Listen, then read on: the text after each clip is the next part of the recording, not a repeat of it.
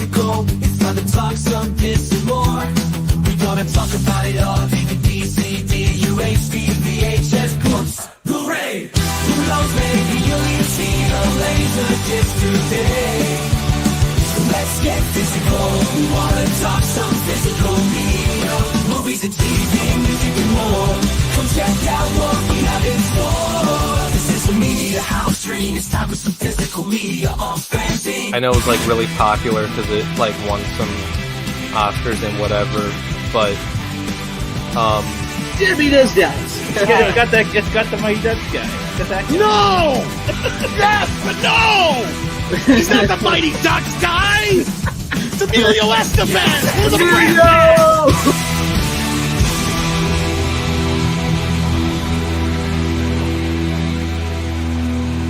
You can never have enough physical media.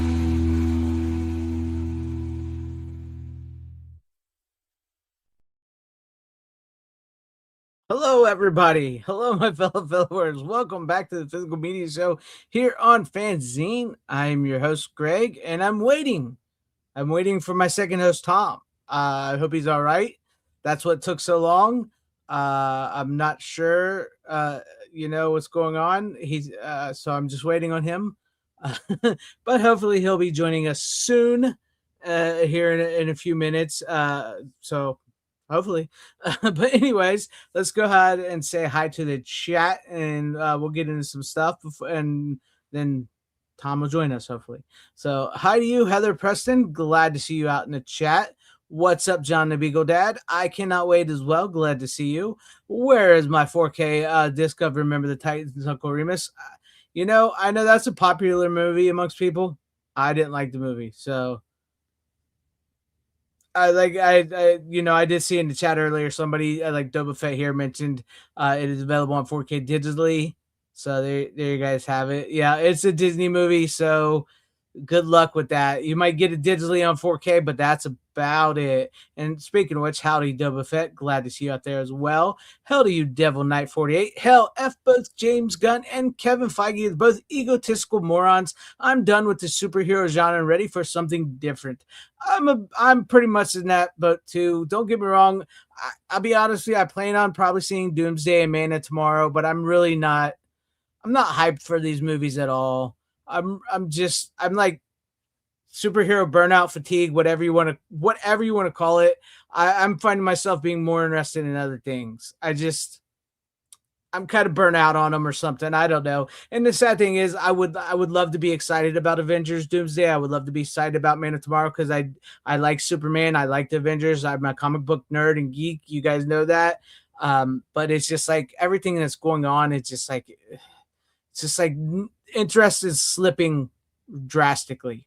But also we have Trevor Maurer. What is up? Hi, everybody. On superhero films, I look forward to animated more than live, such as Batman Nightfall, which is coming. Batman Nightfall does look pretty good. I did see the trailer for that. Usually the DC animated movies are better than their live action movies. So, yes, I'm excited for that as well. We'll see how that plays out. Let's see who else we got in the chat. We have Tim Hayes. Hell to you, Tim Hayes. Glad to see you out there as well. Ahoy to you, Deeple. And if you're ready, I will bring you in whenever you're ready to say so. Because Tom is here. Are you ready? There you go. How you doing, Tom? Sorry, mate. That's okay. I figured you was either napping or something. Unfortunately. It's all right. It's all right. I mean, some of them were getting restless, but that's okay. It happens. Take your time, do whatever you gotta do. I'm doing the entrance and get things set up there for you. You Tom. have to make the masses happy. I understand. Yeah. It happens. It happens. This is my favorite one though. Is Tom just got out of his 20-second screening of Michael?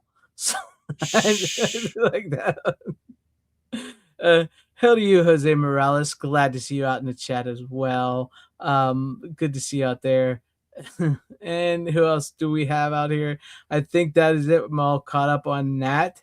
But greetings to one and all out there in the chat and everybody at home watching. I hope you're ready for a physical media show tonight.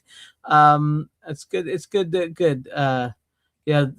Don't forget Beyond the Spider-Verse. I have absolutely no interest in them Spider-Verse movies. They suck. I'm sorry, they suck. I do not give two shits about those movies. Spider Curse. Yeah, I do not give two shits about those movies. I can't believe so many people are giving a freaking Miles Morales movie a pass. Right? Especially one that treats fucking Spider-Man like a piece of shit. I don't get behind it. Yeah, I could that first one was just like, I'm cool. I'm good. I'm done. I don't need to see any more of this. But with that being said, you know, I know it wasn't the Columbia House, because I was one that brings up. I know that the Columbia House we were all used to. A different company did buy Columbia House, like you mentioned earlier, Tom, in your post that I would have put out. It's not the same company, but it's over. It's done. They're shutting down. I was gonna say, my eyes, it actually has been over since that initial buyout.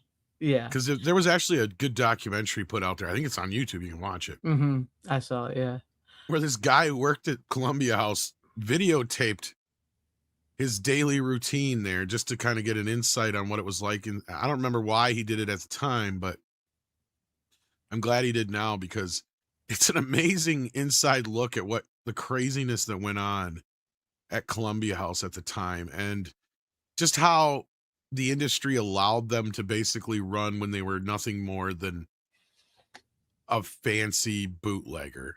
Mm-hmm.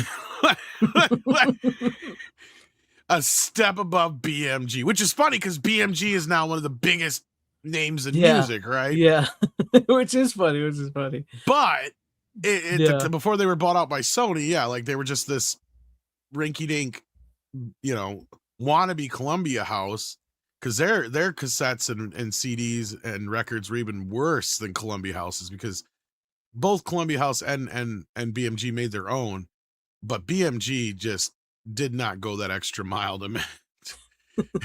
And Columbia House, from my understanding, a lot of times they would just get their hands on some of the actual stuff, but the companies would let this stuff slide because it counted as sales. Yeah. And the way that Columbia House got away with it, to where they weren't losing money hand over fist, aside from, you know, buying these either completely under wholesale cost and or creating them themselves within their own factories. Like, yeah, like they didn't pay that kind of money for these things. They didn't pay out any kind. There was like this, basically like a coupon deal, right? Mm-hmm. Like it's a negative deal that they don't have to pay out, but it's like fractions of a cent. And a lot of bands didn't see any money out of them, but what they did see was prestige.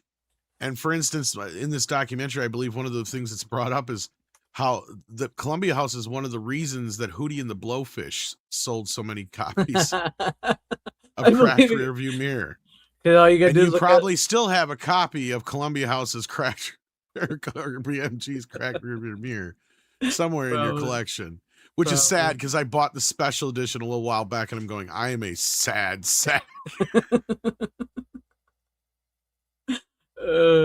It's funny.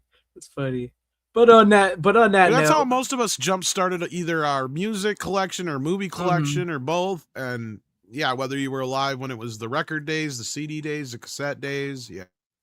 Yeah. I think the Eagles is still the greatest hit ever. Actually, I don't think so anymore. Not even, it's still Thriller now. Mm-hmm.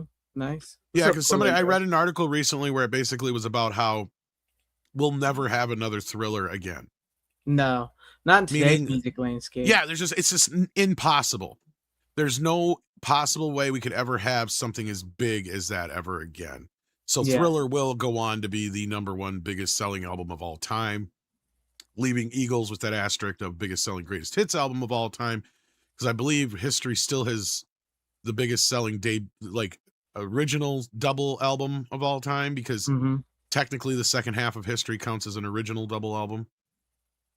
But anyhow, that being said, which is weird, because technically Dangerous was a double album on LP too. They don't count that though, which is odd as fuck. But anyhow, that being said, Michael Jackson aside, like, yeah, the Columbia House was how a lot of us got our first start. Yeah. Like, I still remember my first batch of Columbia House CDs with stuff like AC/DC Back in Black, Razor's Edge, Metallica. I think, no, it wasn't Metallica, because I don't even know if they had Metallica. Megadeth.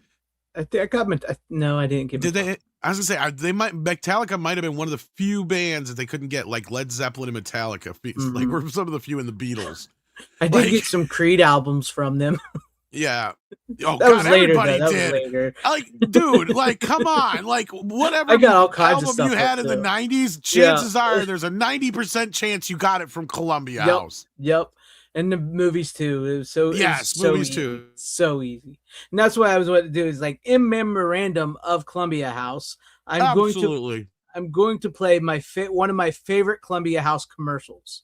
And now with these commercials, the sound can be a little weird on these because they were, taped and stuff. So it's probably loud and whatever. But this is one of my favorite Columbia House commercials in memorandum. It's the best part of the day. You put all your cares away.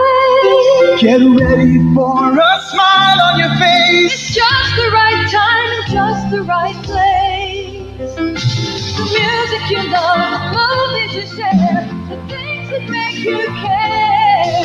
Keeping value high, we'll serve you so our relationships will grow and grow. Columbia House, big enough to bring you all the best in entertainment. Columbia House. Look for special Columbia House offers this month in selected magazines, newspapers, and your mail. Columbia House, big enough to entertain America. One person at a time. One person at a time. There you have it. One of my favorite ones. Legend. And it's gone now. But hey, at least like I mentioned earlier, you no longer have to look over your shoulder for Columbia House coming after your money. No collection agencies calling you. No more. It's over and done. Your mom going, "What did you do? Now who do you owe money to?" It's like you said, you'd use your address, your neighbor's address, your family's address. Oh, yeah. Your dog, your cat, your sister, your brother. And they'd be pissed because they wanted CDs too. Yeah.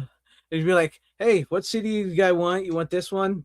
I got like 10 of them here, right? Just pick something." That's how we also, like would get Christmas and birthday gifts and Yeah. But now Columbia House and end of an era. So. End of an era. Anyhow. What do we have for upcoming release? Oh, wow. I figured you'd have got through that by now. No, I was actually just doing that. I had just started right when you showed up. There was a couple of things. I know there was. But yeah, you can go through it or I can go through it if you want. I don't remember exactly. I'll see what they have real quick. Wild at Heart is coming from Criterion, I guess. Yes, Wild at Heart is coming from Criterion. Shoot the Piano Player, Marie Antoinette from 2006, K-pop Demon Hunters, Blue Heron, and Shadows of Forgotten Ancestors, and Harold and Maude are all coming. Warner Archived announced Ryan's Daughter, Maverick, the complete series, Boys Town, Please Don't Eat the Daisies, The Great Waltz, Marked Woman, Dear Heart, Bundle of Joy, Skyscraper Souls, and The Quick and the Draw Show, the complete series. Along with, we also got to look at the atrocious art for Little Shop of Horrors on both the Steelbook and Standard release, and also the Universal American Werewolf in London, which looks like ass as usual. That same old fucking picture they've been using for like the last 20 goddamn years since the DVD. Yeah. Other than that, let's see. There was the Pirates of Penzance is coming from Kino Lorber. Cannibal Holocaust is getting yet another 4K restoration for some reason. So I guess the other one wasn't good enough. Yeah. The Corruptor is coming. Above the Law is coming. And A Man of Reason and Zapang from Toy Robot. The Accident is coming from Studio Canal. Otherwise, it looks like mostly newer stuff. Yeah. Also, I don't know if we mentioned it Thursday when we did the show, but if for coming in November, your Thanksgiving and Thanksgiving 3 are coming to DVD Rewind Collection. I don't remember us mentioning that. So yeah, those are both coming from the MVD Rewind Collection. You can pre-order them now. And the only reason it's Thanksgiving 3 is because they skipped the second one. That's literally part 3 is the second movie. So You'll have that sometime. yes. But yeah, if you like those movies, they're like, you know what they are. I don't know if you've ever seen them, but they're kind of like Trauma a little bit, but funnier and more production value. Yeah, I kind of vaguely remember them. So there's some Thanksgiving horror movies if you want. The But yeah, I K9 think films are also getting a Blu-ray release from Kino Lorber. I actually want to get that because I do like the first one, and I think I the say I first have one's the getting- first one. I don't have the first one. Is it still? I think it's out of print or so. Something It might right? be. Yeah. For my memory, I don't think it looks the greatest, but Maybe Kino got a better scan or did better maybe. scan. They don't say here. It's just a collection. Looks like the 3 of them. I'd say one of the sequels wasn't that bad. I don't remember. I think it which was the one. second one wasn't too bad. Yeah, but then they got worse. I think. Yeah. Or vice versa. One of them. Sadly. It should be K9 Junior anyway, because it technically is. Isn't it like the grandson anyway? No, it's supposed to be the same dog, even though it was like 20 years later. I could have swore it was the kid of the dog, but maybe I'm wrong. I'm pretty sure it was the same dog. Because Because he doesn't die in K9, does he? No, but they think they made a point that it was one of his pups and not the actual original dog. Because it was like 10, 15 years after the first movie. It was. But I could be wrong. It's been a long fucking time since I've seen those movies. They were both pretty quick to come out on video together, like back to back. I remember that. Yeah. Straight to video shit. Yeah. Yeah, back in the day, it was straight to video, all that. Let's see. Ed O'Neill, I think, is in the first K9, Jose. I think he's the one who gives him the dog, isn't he? I think so. According to this, it's the same dog. It's supposed to be the same dog. Jerry Lee. Even though it was like 1999 is when the second movie came out. Yeah. And the first one came out in 89, so that dog would have been 10 years. 10 years old. 10 years old from the dog he had, so it would have been like 15 something years old. Barely believable. Yeah, barely believable. Especially considering, yeah. But anyhow, so yeah, that's the only other thing I see here. That's yeah. All right, so that's it for upcoming releases. How many picks do you have tonight? I technically have 3. I have 4 tonight. I have 4. I was gonna say, yeah, I don't know how long we'll talk about 1 or 2 of mine, but go ahead and why don't you start us off anyway? I'll start off one because since I've already brought it on a couple years ago, and I felt like watching it after yesterday. Jesus Christ, Rookie! What about Rookie? He's always bringing on the same shit. That's why I said. Oh, I brought this one. Just a reaction. Oh, I brought this one like a couple years ago when it came out. But yeah, it's just a quick talk, is because I watched the Texas because yesterday was I think Texas I have that Chainsaw one Massacre too. Day. Yeah, so this is the 4K. I got almost every freaking version of it. I have 3. I brought my 3. I have. I just don't like the white. I mean, it works because it's like the poster, but you know, they could have at least printed something on the back. At least with the O card, you have that. So yeah. So this is the 4K. It's just the 4K movie, and the Blu-ray is the special features, which is great because you get a new feature-length documentary, and you get I love that you have the Cine Family Friedkin and Hooper conversation. Great conversation there. But yeah, the 4K of it, I have that, and then I also have the previously released Blu-ray Steelbook, which isn't too bad. I don't mind this one. It's not horrible. You know, one of the 4Ks I have is similar to that one. Yeah. So, and this is just Blu-ray. And to be honest with you, I like the 4K, but it's all about the same as the Blu-ray. Almost. There's not a whole lot of advancement. No. There's a few shots where the HDR really helps it, especially but for the most part, they look about the same. And then of course I have my old video treasures. Speaking of video treasures. Texas Chainsaw Massacre VHS. Oh yeah, yes. The beauty. So, it's a beaut, Clark. EP, SLP, probably. Yeah, let's see. What I didn't look in the back. What's it? Oh, most of them are SLP. Yeah. Then for a while there, they started doing the EP ones, and I'm like, you sons of bitches. Yeah. Because I actually had a couple of VCRs that would not play. They stopped making VCRs that would quit playing the middle. Because nobody ever used it, so they had them to where VCRs stopped using like it being an option. Yeah. So I had like one VCR that would play my Halloween 2 tape because it was an EP. Mm-hmm. It would be constantly like going, because it was playing at the wrong speed, so everything was all sorts of fucked up. It's bet you gotta love the old VCRs, right? When it would all mess up like that. But no, yes, John Larroquette does the opening narration, and he was actually paid in weed. That's how they got him to do it. He literally was paid in weed just to do the narration. That's how you get shit done. Yeah, that was that's one of my favorite stories from Texas Chainsaw Massacre. It was like, we need a narrator for this. I was gonna say, I think Halloween ran on weed, nicotine, and caffeine. So yeah, pretty much.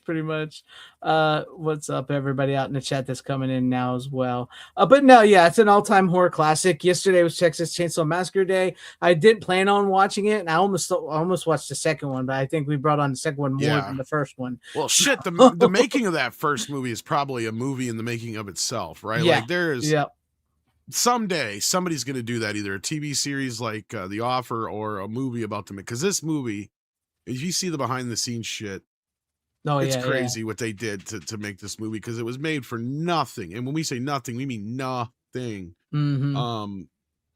The shit that they did for the last half of the film, though, like the way they locked everybody in for days on end just to shoot all that shit. Yeah. And pretty much made that one chick go crazy and shit. Yeah, they legitimately really cut her finger when they did for the grandpa scene. Yeah, it's like she's not really acting all that much by the end of the film. Yeah, she's legit freaking out. No, but I think it's an all-time horror classic. Like we discussed before, I do think the second one is infinitely more rewatchable. I know some people. It's a lot more fun. It's fun. It's infinitely more watchable. But the first one is a legit classic. It still has some really great creepy moments in it, where it does, after you watch the movie, you feel like you need a shower because it's just so dirty and sweaty and stinky and gross. Well, you put it up against something like Last House on the Left, which is similarly in the same era, right? Made for roughly the same kind of money, made roughly the same kind of way. Yeah. This movie, though, feels so fucking real, and it was so influential beyond a lot of, like, it's in the pantheon of great horror films for a reason, because of what was made and how it was made for so little. And it goes to show you how you can make something so good. And it showed you how good Tobe Hooper was too, at being able to do this, because I mean, he's working with no-name actors. Never really done. I'm sure he's never really worked with any kind of special effect before. They had shit cameras, shit sound. It was Grindhouse as Grindhouse could fucking be. And it turned out to be a film that still lives on to this day. And it's hard to imagine that it's already 50 years old and is still influential on horror films. Like, I mean, fuck, Rob Zombie owes his whole career to that movie. I mean, like the House of Thousand Corpses, all them just straight up rip-offs. Yeah, they're straight up. Like, I mean, I've said it for years. Like, if anybody probably deserved to make a remake of Texas Chainsaw, it was probably Rob Zombie, and instead they, for some reason, gave him Halloween, and it made no sense. But whatever, it made no sense whatsoever. I do not know why there's ads during the show. YouTube is all. I have it all on manual, so there shouldn't be ads. So why there's ads? It's got to be a YouTube thing. That's strange. I really don't know. And speaking of calling me Rook, look who's in our chat giving us a $5 super chat. Oh, Lord. Good evening, bro. He stopped eating cookies for 5 minutes. He said, I injured my foot. LOL. Oh, that's no reason for you not to be here. If anything, that's a reason for you to be here. I mean, yeah, we're sitting down showing movies. You can't make subs with a broken foot. I'm pretty sure that's in the rule book somewheres. Yeah. But thank you for the $5 super chat. And yes, Clark to Shark, we're talking Texas Chainsaw Massacre. Yeah. He never really recovered from. I just brought the Mangler on. Yeah, he never really, like, some of his movies he did afterwards were just, he never really, reached the heights afterwards. But no, you're right. The movie plays out like a documentary, and like we've talked about before, a lot of the stuff that happens in movies all like leaves it all in your head. That's what makes it so like real nasty. It's because it like leaves. Now he's asking for a link. Look at that little shit. I'm pretty sure it's in the fucking I know. chat. I stopped sending them in the chat because nobody talks. I see. See, rookie, that's what you did. You made yourself obsolete. We haven't heard from you in like 5 months. I'll think about telling him to send you the link. Yeah. Maybe for a little bit, as long as he doesn't piss me off. He's lucky I don't have many picks tonight. Yeah, he's lucky. He'll just sit there, be quiet, and won't say nothing, and he'll knock gremlins or something. Oh yeah, it's gonna come up. Oh, we'll get to it. I'm gonna send him. I'll send the link in the chat. See what he does. We'll see if he shows up. But no, yeah, like I said, we've talked about it before. The Texas Chainsaw Massacre. It's been a few years. I think we brought on the second movie way more than the first movie. Oh God, yes. So, honestly, if anything, I've brought this on many more times than I think you have. I think I brought it on at least twice. It's been when was this 4K release? Was the last time I brought it on? I gotta look. That's the problem. It's been a 4K release now so many times. Between the Dark, whatever that owns it here in the stateside, and then I have like one of the Play On, I think, releases of it. Yeah, I think it was Play On. You got the Turbine, I thought, or Turbine. That's what it is. Yeah. Turbine. Yeah, so I got the Turbine release plus the one you had in your hand, and I think I got another Turbine because they did another 4K version of it in between there at some point too. Because the original 4K version didn't have HDR. Or maybe that was one of the US versions. I don't recall now. I got so many different fucking versions of that movie. It's given Halloween a run for its money. Yeah, it is. Actually, I was looking at 2023, so it's been about 3 years since I brought that on. Yeah, probably. But I think I brought it on in between at some point too. Yeah. Oh, look at this. Hi, Rook. Look at this little bitch shows up on the stream. Dumb. I was gonna make a surprise entrance, but there hasn't been a link. I'm like, man. I stopped sending a link. We ain't heard from you forever, and Runner says he's done. So that is reasonable. So I don't blame you. But hello, what's up, guys? Yeah, I fractured like if there's a few fractures on my toes or something, and I'm like, oh well, that sucks. I can be out of work for a bit though, so awesome. And hopping in. What's up? You can be out of work but not join the show. Yeah, possibly, but but no, I can join now. So this is my first Wednesday of time off, so that's all good. Jared let him finally leave. Yeah, finally out of the subway dungeon. Since he was a little kid. Yeah, he's had enough of those footlongs. I've had a whole arc and everything. Yeah, big time. Yeah. Fracture to come back. Exactly. Any words on Texas Chainsaw Massacre, which I guarantee you probably never seen? Correct. Yeah, I don't think. I pretty much haven't been on YouTube too much. Okay, this guy is supposed to be a wannabe independent filmmaker, yet he hasn't seen some of the most important independent films of all time. Texas Chainsaw Massacre being probably in the top 3. Yeah, which was funny. So you guys know how I went to so for the chat, it's been so long since I've been here. You guys don't know. I went to LA a couple months ago. We thought you got kidnapped. Yeah, we thought you stayed there. That was it. Yeah, we haven't heard. You met up with a hooker. We haven't heard from you since. You wound up in Mexico without a kidney or some shit. This would be a great story, I'm sure. Yeah, with all the possibilities. There's a lot of possibilities. Exactly. But no, so I wore your I Love Horror Movie shirt, or the 80s movies. I forget which one of those ones. And that was it Paramount or Warner Brothers? I forget which one. They're like, a lot of people loved the shirt. A lot of the staff, especially, loved the shirt, and they're just naming off random ones at random times. Like, oh, this movie, that movie, these ones. And I would know like maybe half of them. Thanks to having been on the show, I've seen a lot of them. But then there's some where I'm like, I have no idea what that is. But I'll pretend that I know. I'm like, oh yeah, that one scene. Oh yeah, oh nice, yes. It's freaking hilarious. He was in Hollywood at a movie studio, and they were naming off movies, and he didn't fucking know them. And I knew most of them because of being on the show and being forced to watch a lot of horror movies, especially. They mostly brought up horror movies, and that was a little tricky. But I was able to know a lot of them. And it was kind of cool. Where one of the areas we were at, like, was showing some of the sets for like where they did Blazing Saddles, and where they mentioned Gremlins. Like, oh boy, wait, but I recognize the house. It's the one scene I liked in Gremlins where the lady gets flung out of her house, but from the chair or whatever. Like, that was pretty funny. But it was a fun trip, fun experience there with You're that. Still a rook. You're still a rook. That's Tim, true. I 100% guarantee you he did not go to LA for a Dark Shadows convention because he has no idea what Dark Shadows is. You're 100% right. I have absolutely no conception of what that is at all. Exactly. But I'm glad my shirt was a hit in LA.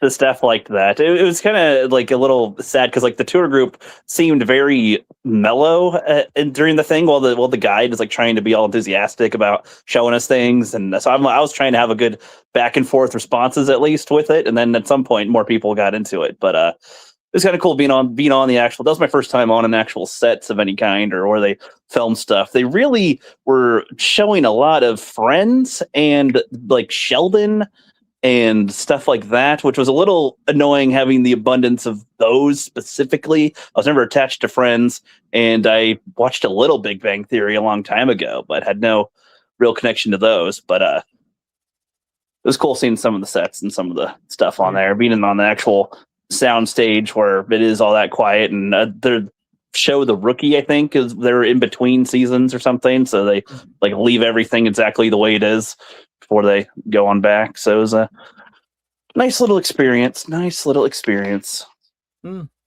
Thanks for filling us all this in over the months. Oh wait, you just now filled us in just now. Yeah, I figured I can just dump it all in on one little entrance here, pretty much. So hooray. Well, what is Dark Shadows? Dark Shadows is a soap opera, supernatural soap opera TV show from the 60s about vampires, witches, and ghosts and stuff. Okay, yeah, that would not have been on my radar. But I went to the Hollywood Museum that was there, and honestly, it's mostly just like stuff kind of in display. But the best display was in the basement where they had the horror section. And I was surprised. The other stuff just seemed kind of like, oh look, there are stuff and shows and like information here, but I've kind of already learned a lot of that stuff, so it didn't really come out as that interesting. But on the horror section, a lot of the stuff they had down there was set up like there's way more effort in that compared to the other multiple sections of stuff. And you can like see some of the props up close, see some of the prosthetics from the things up close looked really cool, and just the presentation was all better for the horror section. Everything else just seemed kind of bland, the way that they presented it anyway. So that section was nice and neat. Oh, well, that's cool. All right. Yep. Anyways, thank you, Rookie, for popping in and filling us in after about 5 months. Yeah, I'm alive, but I wanted more theories to come up on what happened to me. Did I trip on a sandwich and die, or They had some theories for you. A lot of it involved Jarrett, to be honest with you. Over the past couple months, a lot of it involved Jared. And I would hope for something more creative without it being just Jared related. To just, be something as silly as like, oh, he slipped on a sandwich and he, now he's, I don't know, got to deal with something. He's got to have his arm replaced with a long meatball or something. Who knows? I went to the bathroom. Is he still talking? Yeah, he's still talking. Oh yeah. Yeah, the meatballs came into play, but it wasn't about slipping on a meatball. It was about hanging out with Jared. See, okay. Jared likes them little balls of yours. He thinks they succulent. All right. Indeed. I doubt you have any movies, so we're probably going to go ahead and move to Tom, unless you have a movie. I mean, not exactly. Oh God. That would be a no. Yeah, so I'll just hang out a little bit, though. He's got a cookie he can show us that he made. Oh, yeah. He says, I love Jared on it. That the kitty ate on him. He'll be like, I had it, but then the cat ate some of it. Exactly. Right. She's on my lap right now, so you're lucky on that. It's my turn then, I guess. Yeah, so this is going to be like the most unfun one, I guess, of the night. Okay. In celebration, since I'm a broke joke motherfucker and I couldn't get Whitney one. For those who may not know, there's only a few artists who had #1 collections like the Beatles, Michael Jackson, and Whitney Houston now, to name a few. And so instead of being able to enjoy that collection, I got this here that I was able to revisit. And it's a collection of all of her well-known live performances, all the way back to like the Merv Griffin Show, Johnny Carson, Star Spangled Banner, all that stuff, between a CD and DVD collection here. So it's actually a pretty nice collection for both collectors and just passive fans, right? Because it's a good collection of all her most well-known hits, great performances. And then if you're a collector of this kind of stuff, it's definitely nice to have in this nice collection all of her most well-known live performances, all in one on a DVD as well. You already answered one of my questions. I was going to say, because the DVD, I think, actually has a few extra performances than what are on the CD, like one with Mariah Carey, of all things. From the I didn't even know she ever did one with Mariah Carey. I guess they did one for Prince of Egypt, and I didn't either until I had this, so yeah. I didn't know. Because the Prince of Egypt soundtrack that I have is like a EP version of it. It's not the full one. I was going to ask you if it had the Star Spangled Banner version on there, and you answered my question before. So, yeah. But where did you even get that from?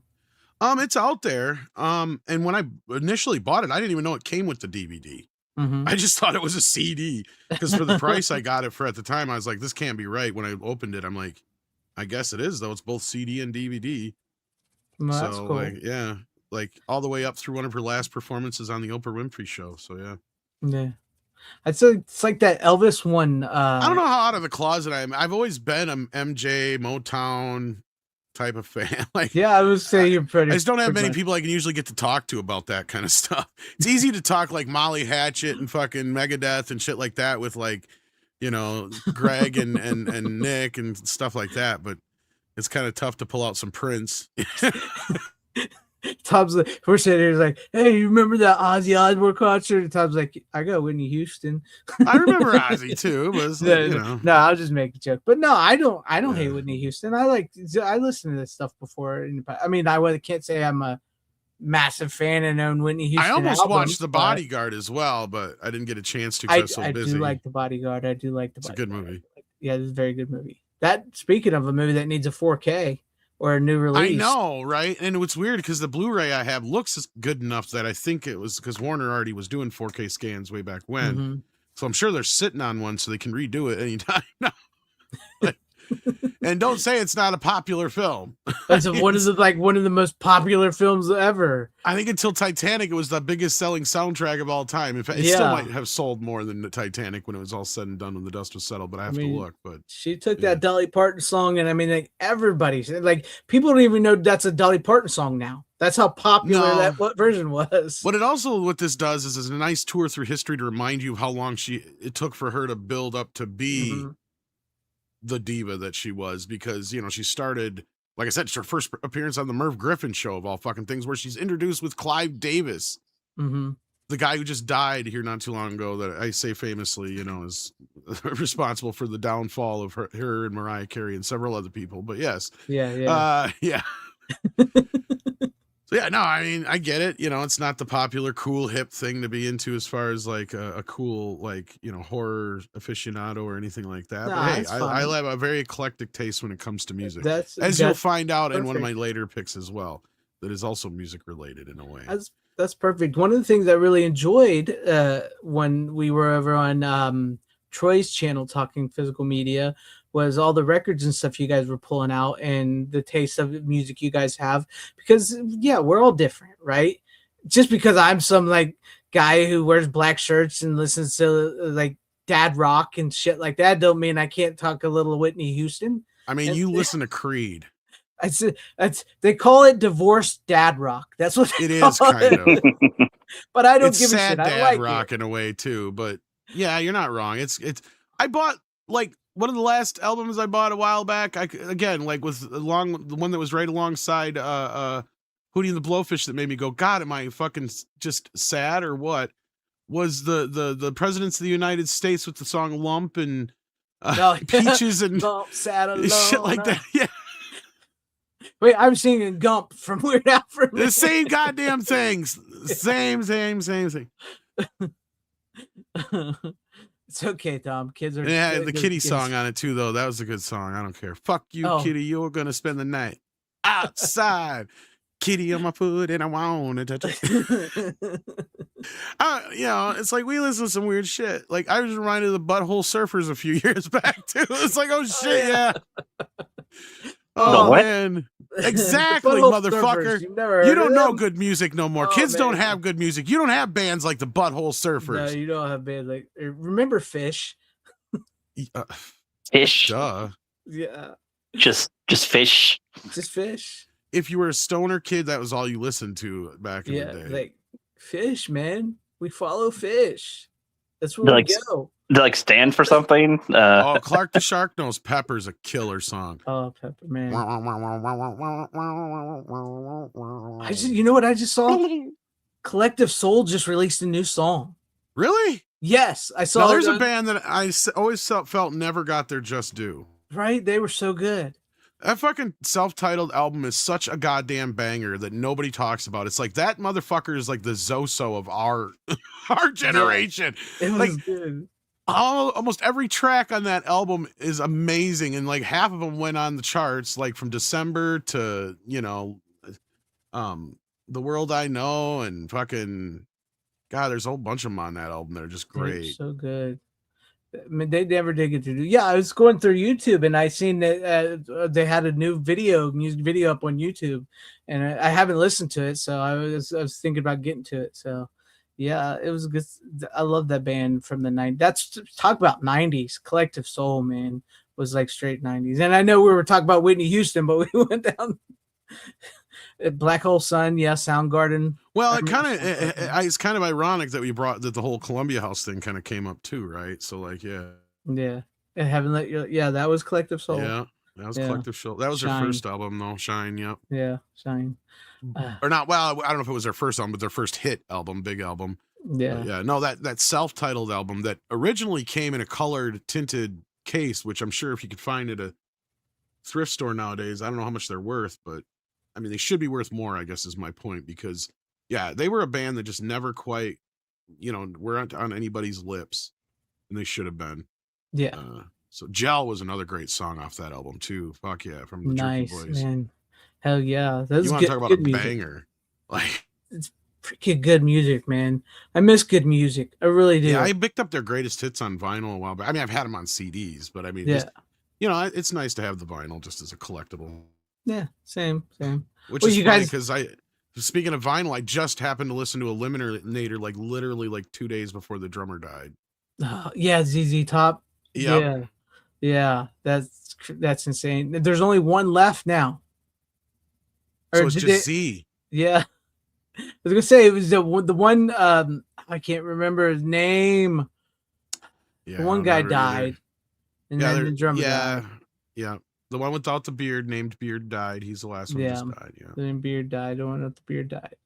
Without the beard. Yeah, He's the without one the who beard. didn't have the beard. His name was Beard. I said. Yes, but he didn't have the beard. See, it's kind of like Fleetwood Mac. As I said, you got Stevie Nicks and Lindsey Buckingham. Yeah. Stevie Nicks is a chick, sounds like a dude. Yeah. Lindsey Buckingham is a dude. Dude. Believe me, sounds like a chick and looks like a chick, but is a dude. Yep. And not only that, Lindsey Buckingham fucked Stevie Nicks, and I'll tell you what, back in the day, she was hot. Oh, she It's was. right. How would you like to be in a band where you were dumped by the lead singer woman and she still made you sing the songs that Everybody she was wrote fucking about everybody you? in that band. Are you kidding me, man? That whole album, like, if it And wasn't she- for Infidelity, one of the greatest rock albums of all time wouldn't exist. Right? And she made him sing that shit still. Go play They with all them. did. It was crazy. She screwed them all over. All of them got screwed. They're all screwing each other. And like I said, Rumors wouldn't even exist if it wasn't for all that shit. It's like we got the shit like The Chain and shit out of that. There's some emotion in that shit. And Landslide, well, that was the other album, but still, like, you got a lot of songs on that album. Was like, damn, there's some shit going on here. Exactly. That's No, pretty that's cool, a great Barry. album. He's got a drummer gave him a drumstick from Collective Soul. Nice. I don't know what I ever did with it. I used to have it for the longest time, and then I misplaced it, but I may have given it to my kid and forgot. Yeah. But I had one of the few I've only been to a couple concerts in my life, and Third Eye Blind was one of them. There's another Columbia House band, Third Eye Blind, and I actually had a pick because they threw a pick into the audience, and I managed to get it. Speaking of which, I got the Third Eye Blind CD from Columbia House. That just reminded me I got one of those. Yeah, most people did. Yeah. What did Offspring? I mean, any of those in that era. Yeah. I'll be straight up. I've never been to the Ohio State Fair. I've never been there. Never been there because that'd be interesting to do. I wouldn't mind doing something like that. Yeah. I mean, I don't know. We'd have to do something more than just talk about what we did for the week, but yeah. But that's up in Columbus. I don't really go up there, so yeah. She was smoking hot. I know what you're referring to. He dumped her. Yeah, they all dumped each other. It was crazy. And then you had the other, anyhow. Yeah. What was weird about Fleetwood Mac is Stevie Nicks is still so big. Like there was two times out, like at the drive-in where they showed concerts, like concert films. And both times you would have swore a concert was going on. Traffic was so bad. And that was Garth Brooks and Stevie Nicks. Yeah.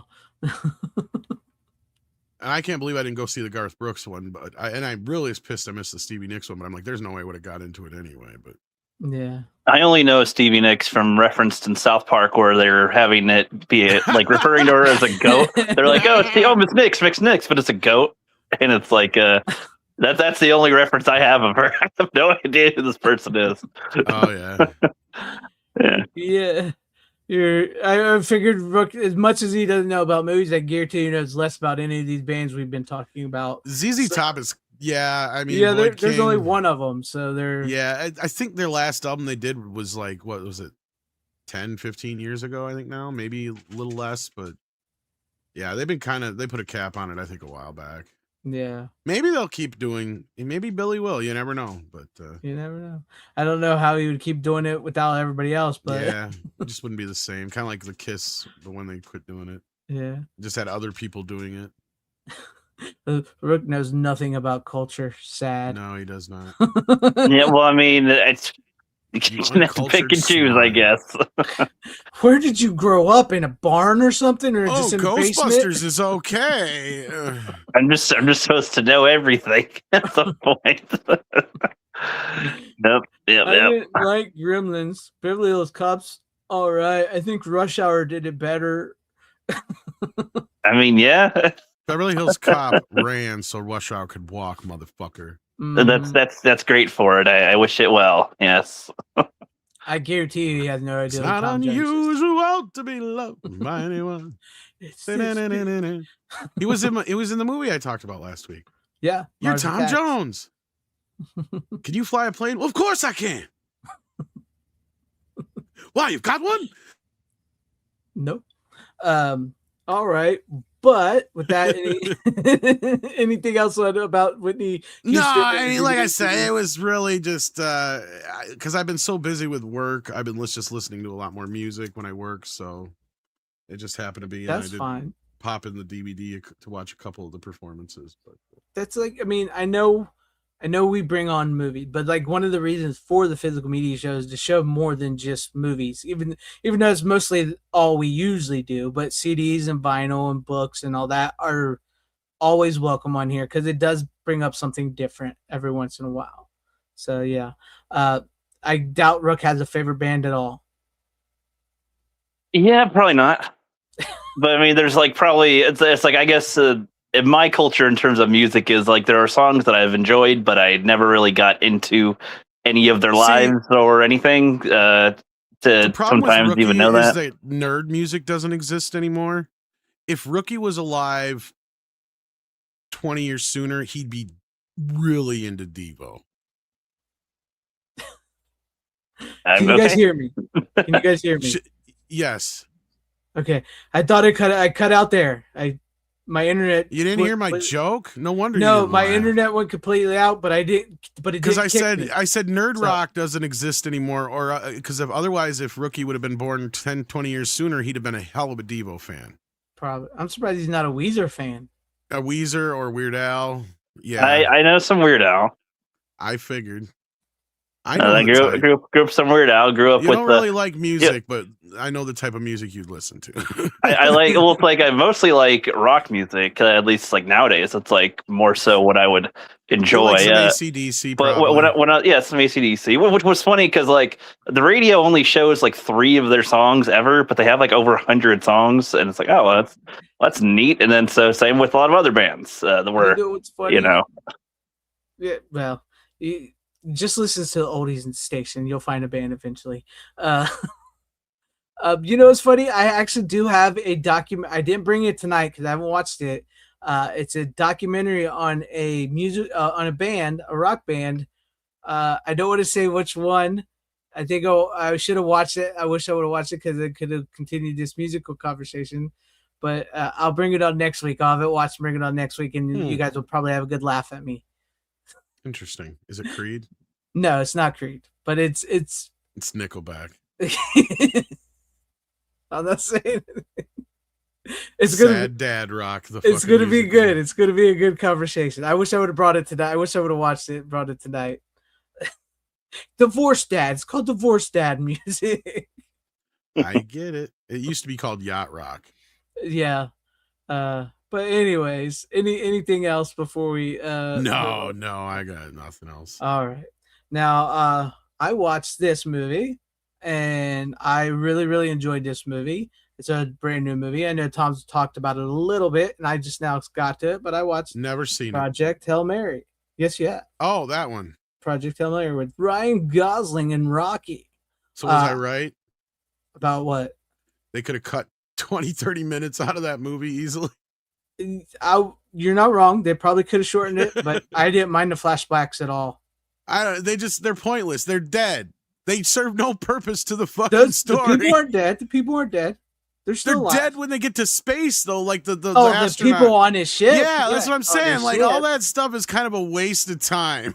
I didn't mind it. I kind of liked it. All right, fair enough. Okay, I thought I'd have somebody on my side because everybody else is kind of like, like about it. And if you read the book. I haven't read the book, so I haven't read it. Some of the flashbacks probably could have been taken out, but I didn't mind them. But I really enjoyed. But the story of him and Rocky in space is the best part of the movie.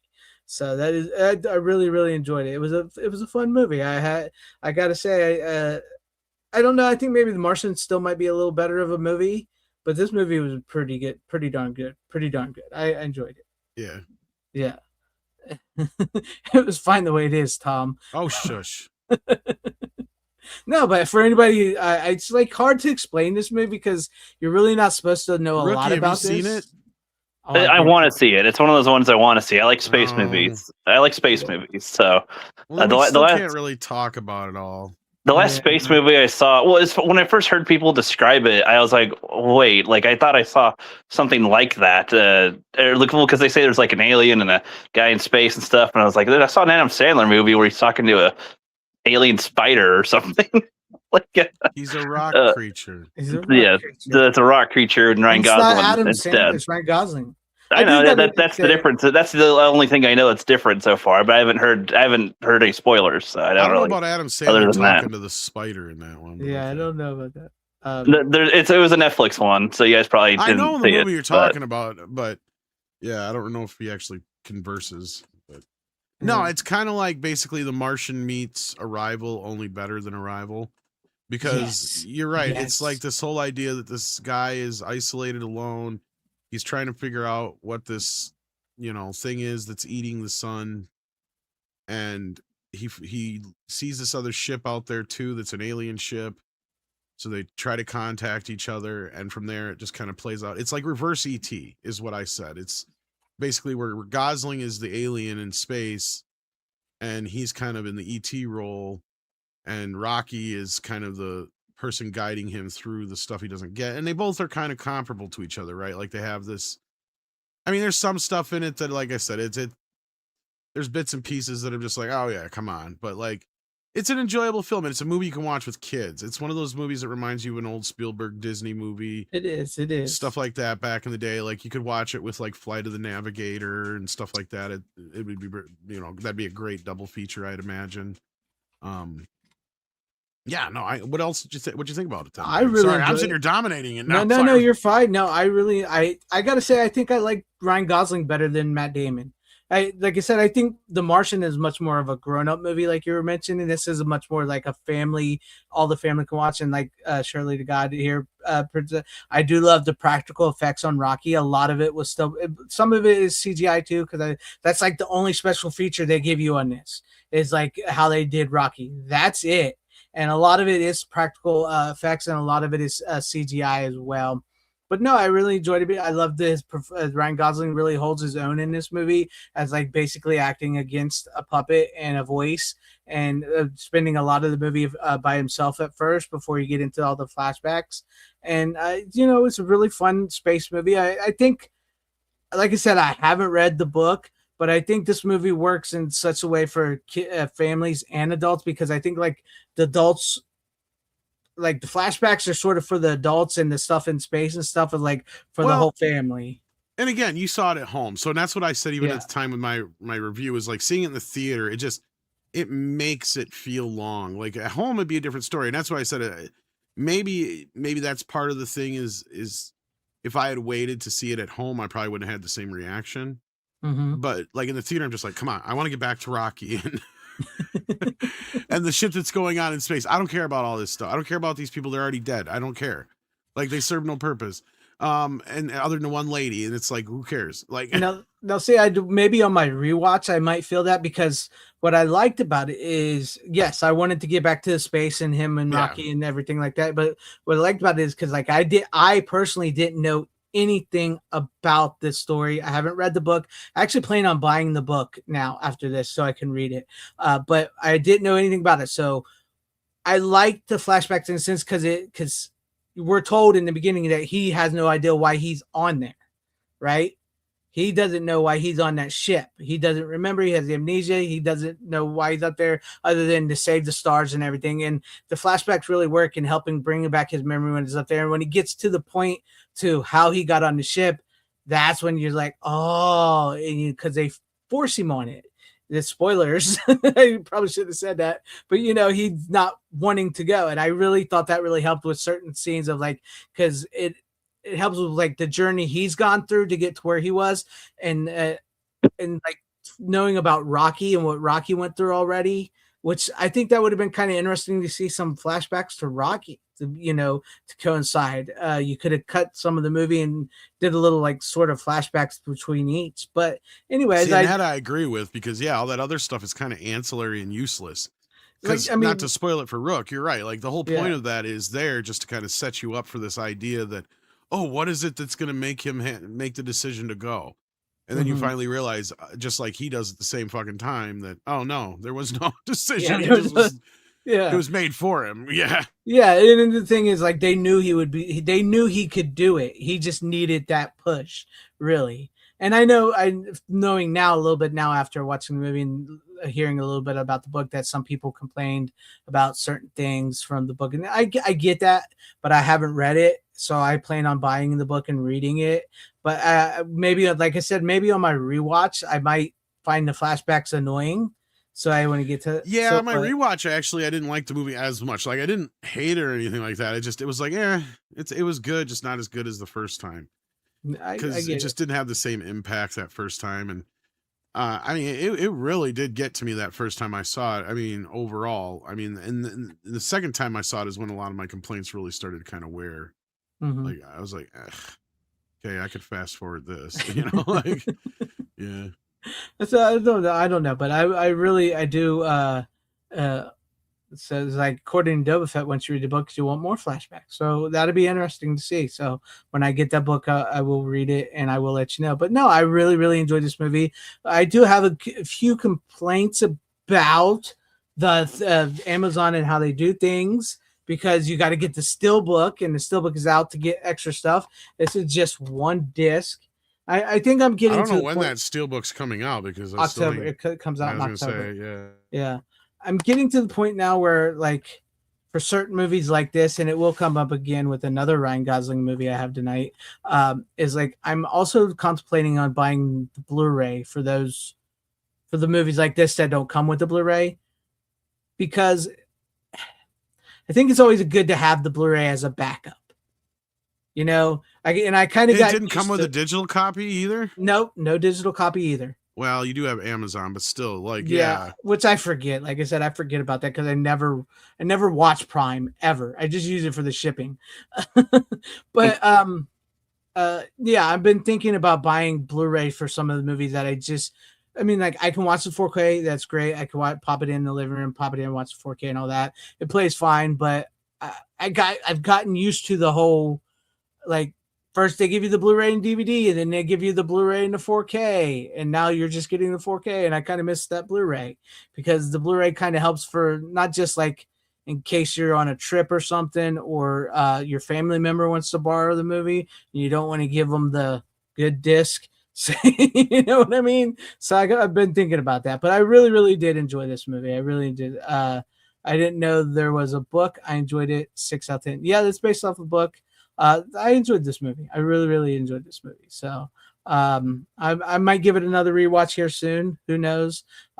It's good. It's a good, fun movie. So I don't know what else to say about it without trying to spoil everything.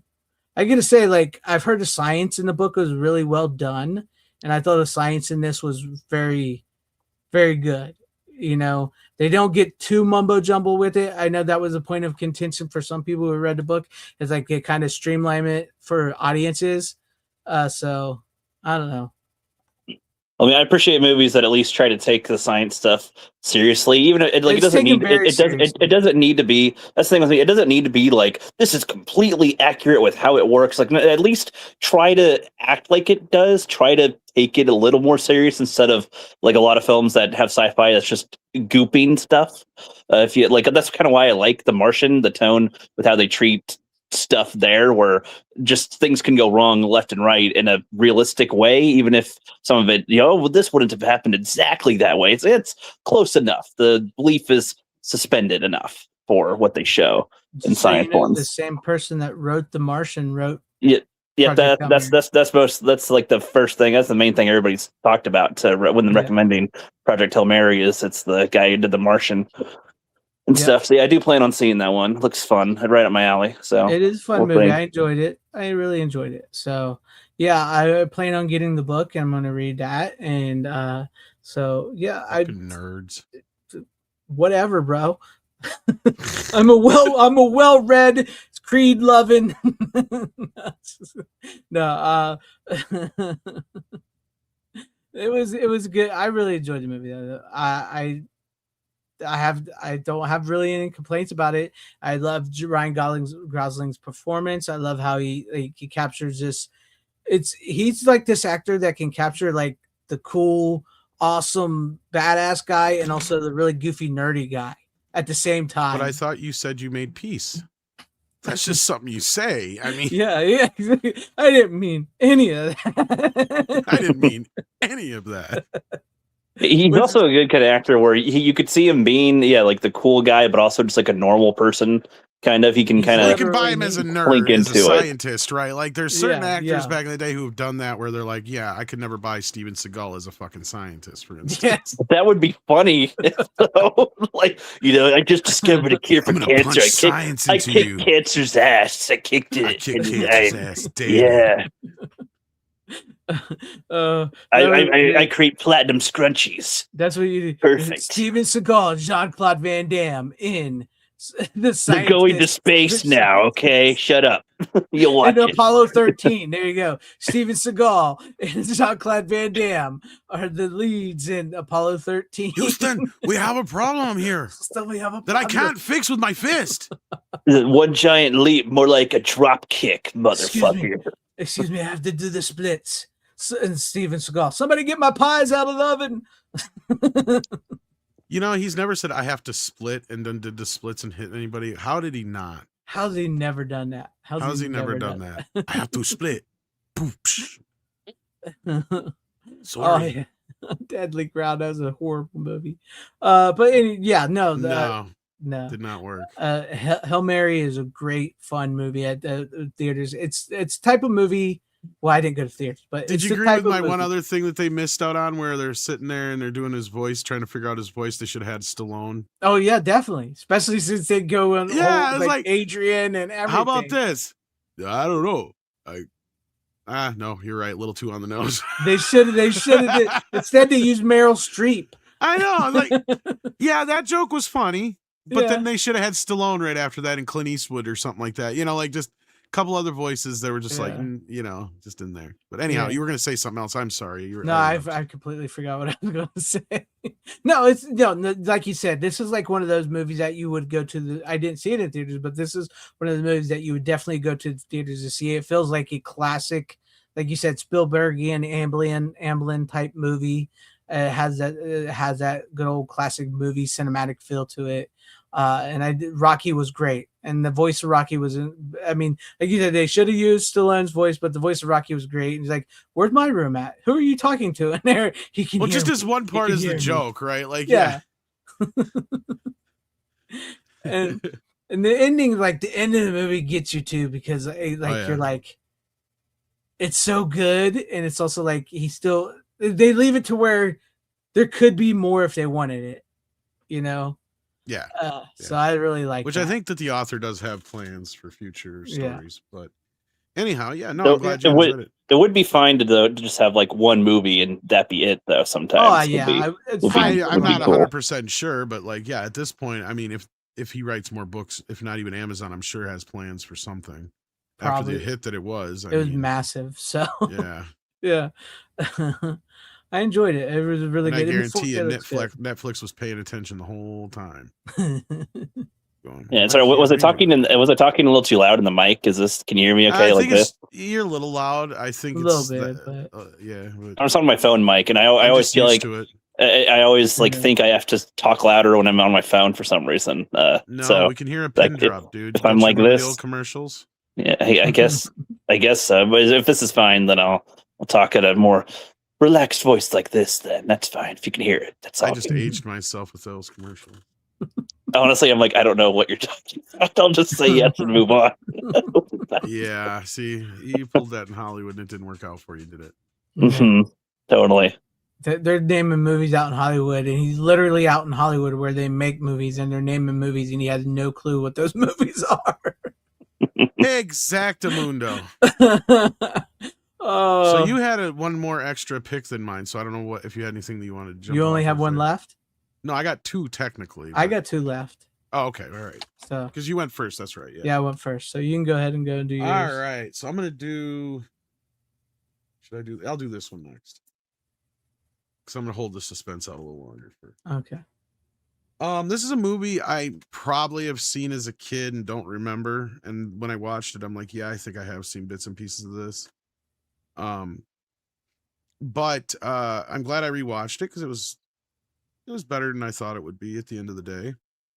And I've had it for a while and I just never got around to it.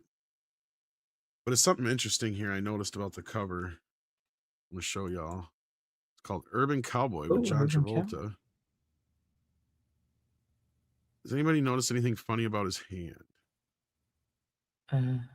It's huge.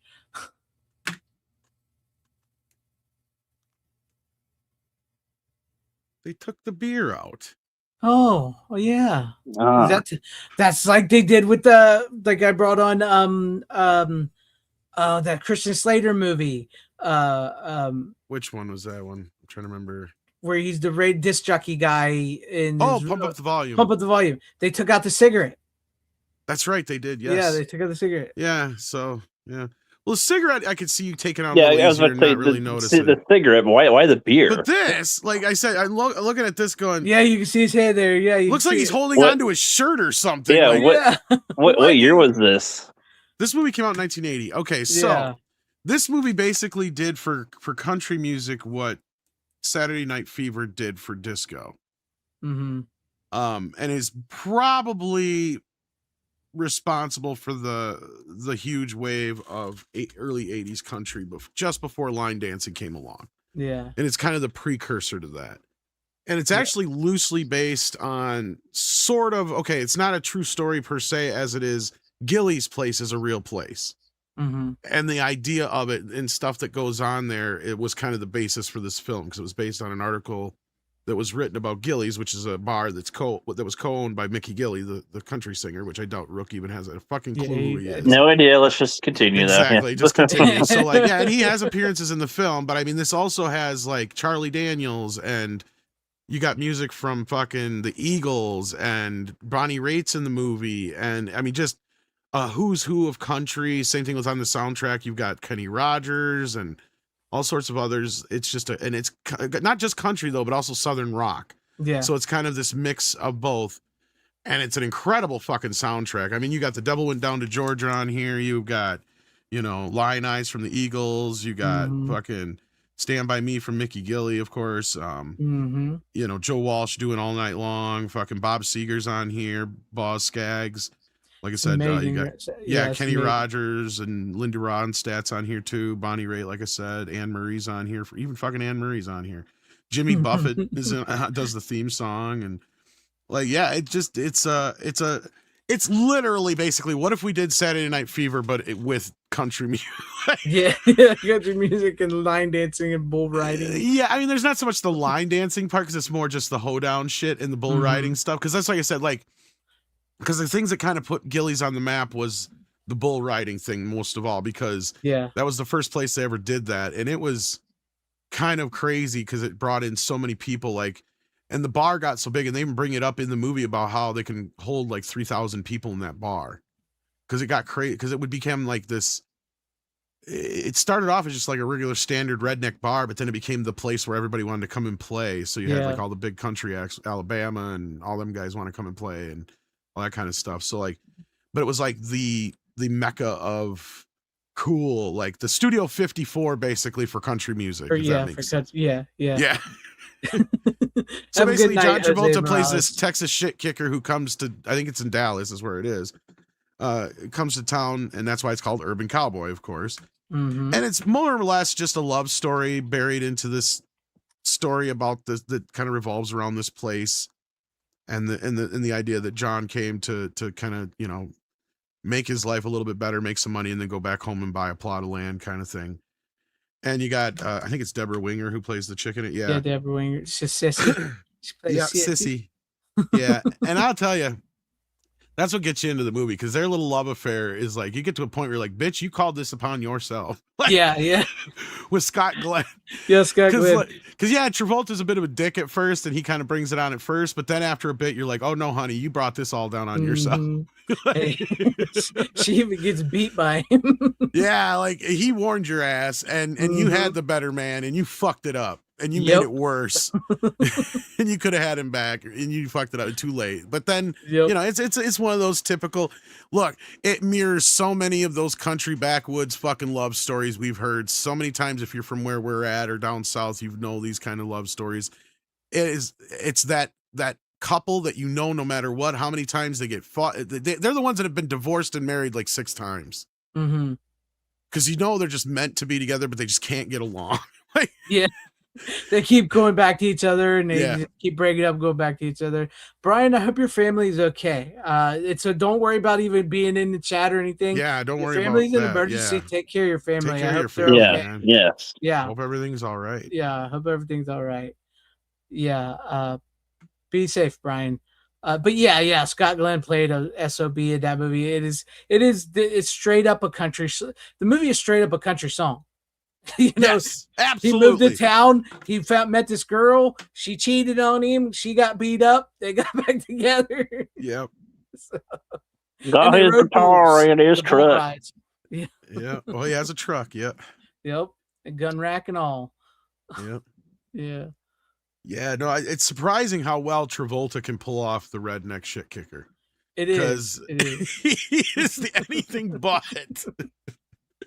As we know.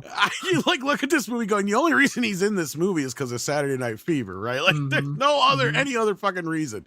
Because it should be like John Voight or there's any number of other fucking people I could think of that should have been in this movie before John Travolta. Even Kurt Russell makes more sense. Like, what the fuck? And there's not even that much dancing either. Like, it's not, and that's what I said. This predates line dancing. Line dancing is is like I think 2 or 3, 4 or 5 years down the road from this movie yet. I mean, this was just in the country rock phase where just people were just having a hoedown kind of thing. And yeah, Travolta gets his one moment to shine in the dancing where he's, doing some dancing and a little two-stepping, but otherwise it's all slow dancing. Mm-hmm. And the big song of the movie I didn't even mention, of course, was, looking for love in all the wrong places, looking for love, too many faces. And Mickey Gilley said when he saw the movie, he goes, that's going to be the big hit from the movie. And the director goes, do you think so? He goes, yeah, because you got it in there 3 times.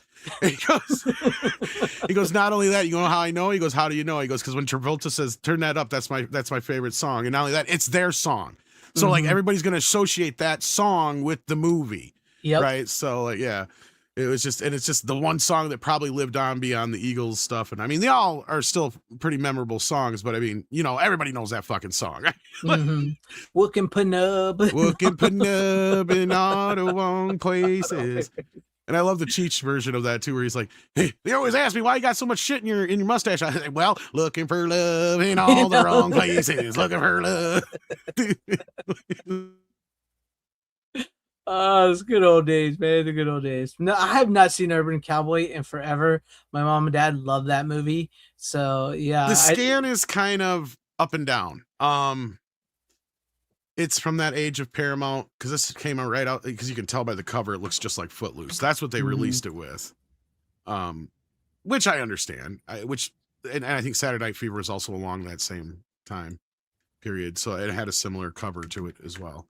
So yeah, it's just one of those things. Like it's not as memorable or carried on or beloved as Footloose and Saturday Night Fever, but I believe it does belong there. Yeah, I remember it being a pretty big hit though for when it was around. Like I said, my parents loved the Chipmunk, movie. man. Yeah, I just cracked that sumbitch open. You watch it yet? No, it's the album. Oh, the album, Urban Chipmunk. I had it. Yeah, I had a sealed copy. Oh, is that the album you were talking about that you just opened that I seen you post about? Yeah. I was like, I'm gonna freak a bunch of audio files out, and then they're gonna realize it's this, and then a lot of them are like, you should have never opened it. Not for that reason either. They don't like the Chipmunks. I got a bunch of Chipmunks Christmas albums. More Everybody than the does. one. Yeah, of course. Thanks to my brother. I mean, I have probably more than most people do, but you have no idea how many albums the Chipmunks have had. Lots. I You even can have one go by eras. Like, yeah. Anyway. No. I was gonna say I even have one that's not even the Chipmunks. It's just like a generic Chipmunks album. I'm not even talking about those. Like, even Urban Chipmunk had a re-release with 2 new songs added to it years later. They were huge, weren't they? All right. Well, any and I think that went along with the Chipmunks in Low Places, where they actually had the country singers on the album with them. That was when they were in their height. They were a joke for years, but I mean, yeah, I remember they started doing duets with the actual that's what artists I mean, later on down. Yeah, like you were saying later on with like all artists and stuff. So, but any final words? Yeah. No, I enjoyed it. It does need a 4K. I'm surprised it hasn't got one yet. It's actually got a nice package of extras. You get an interview with Mickey Gilley, a look back at the movie, a couple deleted scenes, some outtakes, rehearsal footage. So yeah, I mean, you get to see Travolta dance some more. Hey, yo, I'm Travolta. I'm dancing. I can't even do Travolta. Now he's dancing as cowboy. I'm a cowboy. Now he's Santa Claus. Is on Saturday Night Fever Santa Claus commercials. I don't know if you've seen those. But no, I haven't. Oh, you have not seen those? No. He does Santa Claus as Saturday Night Fever. No way. Yeah. Oh, I gotta find one now. I know it's not Christmas, but I gotta find one now. I have not seen those because I cannot believe you have not seen these. It's for unless it shows up on like YouTube commercials or anything. Like, yeah. I can't remember. I think it's for a cell phone. Maybe I gotta figure it out. Oh my god, I got a service cell phone. It's good. I gotta find this. You can even fall off a bridge and get service. Oh, you see what I did there? I hope I don't get have the music. I gotta. Oh yeah, I don't know. I gotta. Yeah, it's got the music. I'll have to just mute it. It just turned down the volume. Where's the volume here? Yes, Urban Cowboy is what we're talking about, Tim. Yes, Urban Cowboy. But you're about to see John Travolta as Santa Claus. I'm Santa Claus. Get ready, my friends. Get ready, my Mr. friends. Got it. Yeah, are you ready? I muted it because it does I've have. not seen these. No. Yeah. No shit. I mean, you all know the music that's going on anyway. Yeah. Let's see. It's the for credit card. That's good. That's good. I'd love to play that, but I don't want to get copyrighted. Yeah, I guess music is a pain. But yeah, I'll go ahead and you can see it. Just skip to the. There you go. Oh shit! I can't believe you haven't seen those before. No, I didn't get a chance to. Like I said, unless it's something that makes its way to YouTube or one of those things, like as an ad, because I haven't had terrestrial television and shit. Yeah. For the most part, 25 years, but over almost a decade now. So, like, yeah. But I saw them last Christmas, I believe, and I was like, "Oh my god, I can't believe he's doing Saturday Night Fever as Santa Claus." Maybe this year they'll do Urban Cowboy as Santa Claus. Maybe that'd be funny. All right. Anything else? No, like I said, that's pretty much all I had for that. I'll keep it a little country. It's not a comedy or not. Well, it's not a comedy, but neither was Urban Cowboy. But I watched Switchback with Dennis Quaid and Danny Glover. How many people remember this movie? The cover looks familiar. Okay, this has got a hell of a cast to it. Great cast other than one person, but even that one person isn't so bad in this movie. So what is this movie about? It stars Dennis Quaid and Danny Glover. It also stars Arlie Emery, Ted Levine, and William Fincher and Jared Leto. Jared Leto is had me till Leto. Leto, but he's actually like when he was normal. It's like Leto was when he was normal person. Come on, he was never normal. Exactly, but in this, he's like the most normal you will ever see Jared Leto. What is this movie's about? Okay, so there's a serial killer going around killing people, and it's Jared Leto. Jared Leto, yeah. I don't want to spoil it for you, but it's not. Damn it! So Dennis Quaid is an FBI agent whose son has been kidnapped by the serial killer, and so he's been taken off the case. So he needs to use an old ham radio to talk to his kid back in time. No, but that's Frequency. No, but no, this is actually a solid. This is like a '90s thriller type, in the vein of like trying to be like Silence of the Lambs type thing, but it's not. It's a little more actiony and stuff. So like, there's small town in Amarillo, Texas. There's been some killings. The sheriff there, Arlie Emery, is in a race against William Fichtner to see who's going to take over as sheriff. And Dennis Quaid comes down, guns ablazing as this FBI agent, saying he knows who did this. He doesn't know who did it, but he knows the killer who did it, and he's got his son and everything, and he gets him the help. And then Jared Leto is this young doctor who hooks up with Danny Glover, who's this very he's going to get type. Honestly, I'm pretty sure the character that Danny Glover was supposed to play was supposed to be a white dude because he played it like a good old boy. It's just like a good old white boy dude, and he's just like this lovable character. But is there something sinister there? Without spoiling too much. So they got these two guys there, Danny Glover and Jared Leto, and Dennis Quaid and Arlie Emery and them trying to figure out who the killer is. And it's this race against time to save his son and everything. And Dennis Quaid is not supposed to be there anyways because he was taken off the case. So it's like this really, really great movie.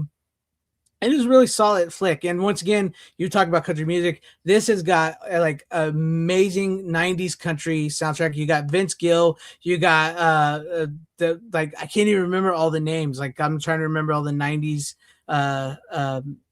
country music things. Like I remember the songs, like "Take Another Little Piece of My Heart Now, Baby." I remember that song and stuff like that. Like it's all throughout there. So yeah, like it takes place from like Amarillo, Texas, into Colorado, and this great chase of like finding the serial killer and trying to save this boy with an incredible cast. Other than Jared Leto, I know some people turned off by Jared Leto, but you know, what can you say? He's actually pretty normal in this. And so yeah, he was.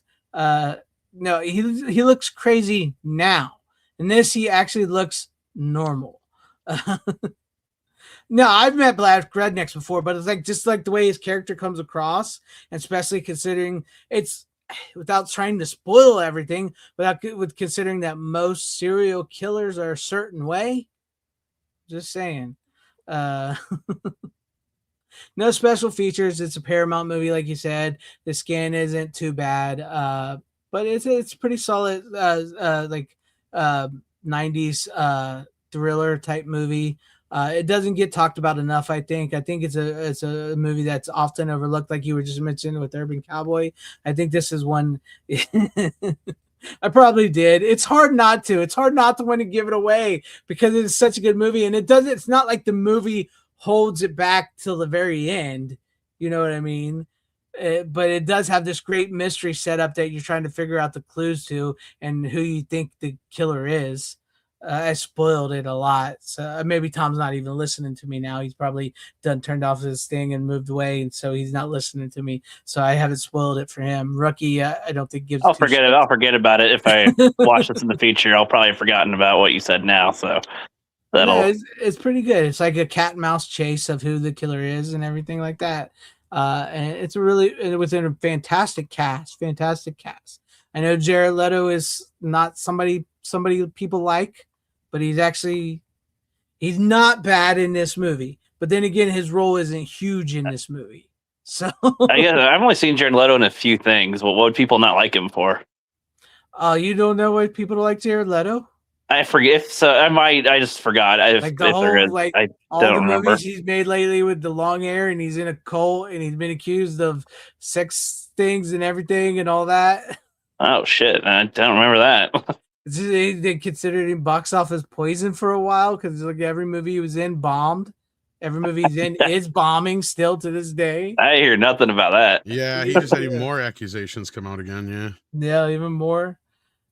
For those hoping for a He-Man sequel, guess what? He ain't coming back to Skeletor. I guarantee you that much.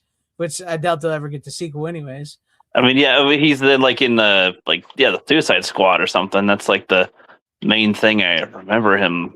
How many people from like not doing good? How many people? Well, yeah, shit. But I guess some actors do some shitty movies. I mean, Nicolas Cage has probably done some bad movies. There's a difference between Nicolas Cage and Jared I don't know. Leto. There's a big difference. Yeah, no, Jared Leto does not run this movie. He does. Well, I mean, everything can't be Morbius. Which I know you liked Morbius. I know you did. It rhymes with glorious. Yeah, I haven't seen that one either. Movie. I would say if you've never ever seen this movie. Oh, Rookie, you'd love Glorious. Glorious Morbius, you would. Really? I do actually have a movie called Glorious. I've brought it on here before. Does it? I bet nobody even remembers what it's about. And you can do it again and just refresh us all again with when you've done 300 episodes of the movie this, Glorious that I have is about a guy who goes to a rest stop and there's a glory hole, and behind the glory hole is a cosmic H.P. Lovecraft god. Okay, Did naturally. I miss this episode? Right. Oh man, it's voiced by J.K. Simmons. It's not ringing a bell at all. I have no idea. No, I'd have to rewatch it. Bring it back fuck, you're lying. No, I'm not. You're making shit up. No, you're just making shit up. It's a Shudder movie, by the way. He's just making shit up, Rook, like Debbie does Dallas. It's not a real thing. But I guess I just don't find it too unbelievable that it would exist, something like that. So it exists. Yeah, it's actually a pretty good movie. Easy way to fool me. But no, if you've never seen this, I do highly recommend this movie. I think if you're a fan of like, I mean, it's not on level of like Silence of the Lambs or Kiss the Girls or stuff like that. That was really big in the 90s. But if you really like those type of movies from the 90s, this really works in my opinion. It's solid performances, great cast, great cat and mouse game, and it's a twist on the serial killer thing that you don't expect, and it would all around. So I don't know what I guess I've spoiled too much of it, but I was really trying not to. So anyways, Tom, I know you got one more and then I got one more. So if you're ready for your next one. Well, yes. Mine comes with a story. Yeah, I know who hadn't got a story. But nobody's got a story like this one. Oh. Nobody. Nobody. It all started when I was walking around in a small record shop, dark, dingy, and I came across some recorts. Are you an inventor by any chance? I'm an inventor. I made this. It's called the Bathroom Buddy. It'll revolutionize the industry, friends. It eliminates the need to carry heavy luggage when you travel. Let's say you're on a plane, train, or a bus. You forgot to brush your teeth. You got yourself a bad case of dragon breath. Bad breath. So what do? No problem, friend. All you do is you take the toothbrush out and you push this button. That's no problem, friend. That's absolutely no problem. Cleans up as easily. So what I'm going to do, I'll give you my card. Rand Pelser. Fantastic ideas for fantastic worlds. I make the illogical logical, and I can get you these. I can get about a dozen if you like. What do you think? Are those all the hard? Those aren't the Hardy's ones. Those are the. Yes, they are, sir. Those are all the Hardy ones. Yes, and I'm in the midst of doing something. I know you. I think you've seen this, obviously, because you're special.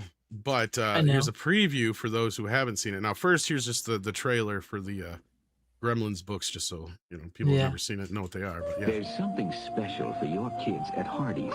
With any sandwich, fries, and soft drink, get a Gremlins Deal with it, storybook and Rook. record for 99 cents or less plus tax.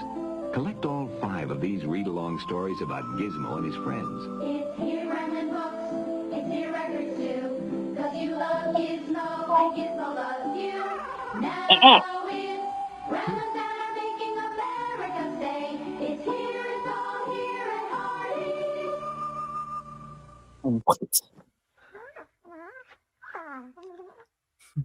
Fill it with fire. Wow. This is the story of the gift of the Mogwai. You can read along with me in your book. You will know it is time to turn the page when you hear the chimes ring like this. Let's So begin many kids now. were just transported back to the 80s right there. Right. It was Christmas time, and Rand I'm not going to Pelser show much of needed this a gift. because Uptown. this is actually for my ex-subscribers. So if you're a subscriber on X, you get I'm going to do all 5 of these. So check them out. But here's just a preview of the first one. Busy shoppers rushed here and there buying ties and toys and other typical presents. But Mr. Pelser decided he wanted to do his shopping in Chinatown. I should be able to find a great gift for Billy around here. Something special, something unusual. As he wandered the bustling, exotic streets, So there you Rand go. spotted a There's colorful more, of course. I'll jump That's ahead great. here. step, but his grandfather was firm.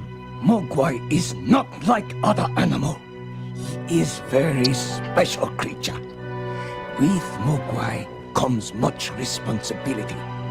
I cannot sell him at any price. Then the old man turned and walked into the back room. Rand left the shop and headed back, disappointed. But the owner's grandson ran up to him in the alley carrying a wooden box. Forget what my grandfather said. We need the money. Here, you could have the Mogwai, but there are some rules you gotta follow. First, keep him away from light. He hates bright light, especially sunlight. It'll kill him. There, so I'm not going to show much more than that, but there's some pretty cool moments in it. So hopefully you guys can check that out and enjoy it. And Rookie, keep your mouth shut. Yes. Gremlins is a masterpiece. Good night, Devil Knight. Thank you for hanging with us tonight. Hope you enjoy the replay. Gremlins is great. I have, I bet those records are way more than 99 cents now to buy. Honestly, I did not pay that much more. Oh, really? Really. The guy cut me a hell of a deal because it actually started out. This is the story. So I was just checking this place out because I love used record stores. It's my favorite place to dive into and find, treasures and you never know, you can find a good deal sometimes. And it happened to be that this guy is clearly like this little den kind of a place where he just hangs out and chills, and just once in a while probably sells records or two. And it was a lot of jazz and older stuff. There was a couple Elvis ones that kind of caught my eye at first, and then I kind of asked him if he had some of the stuff I normally look for, and he didn't really, but he's like, well, I got a couple Beatles ones there, and I looked at them and I couldn't believe the price. Like, are these prices right? He's like, yeah. I'm like, are they rough shape or what's the deal? Oh, you found a great place then. Yeah. He's like, oh, he goes, no, they're fine. He goes, they need a little love. They need some cleaning up maybe. I'm like, well, that's fine. I got a cleaner. And I'm like, you're sure on this price though? And then he's like, yeah. And then I happened to see he had like a bunch of Peter Pan records hanging around like decorations. I'm like, oh, that's cool. I was like, I actually have like, I was talking about my Superman record that I just shared some of the stuff on X recently from. And I was talking to him about that a little bit. He goes, well, I don't have much of that stuff right now in stock, but he goes, I do have some of the Gremlins ones over there. And I looked over and there's the stack of them there, and it happened to be all 5 of them. Including a couple doubles, which is a good thing, and I'll tell you why here in a few minutes.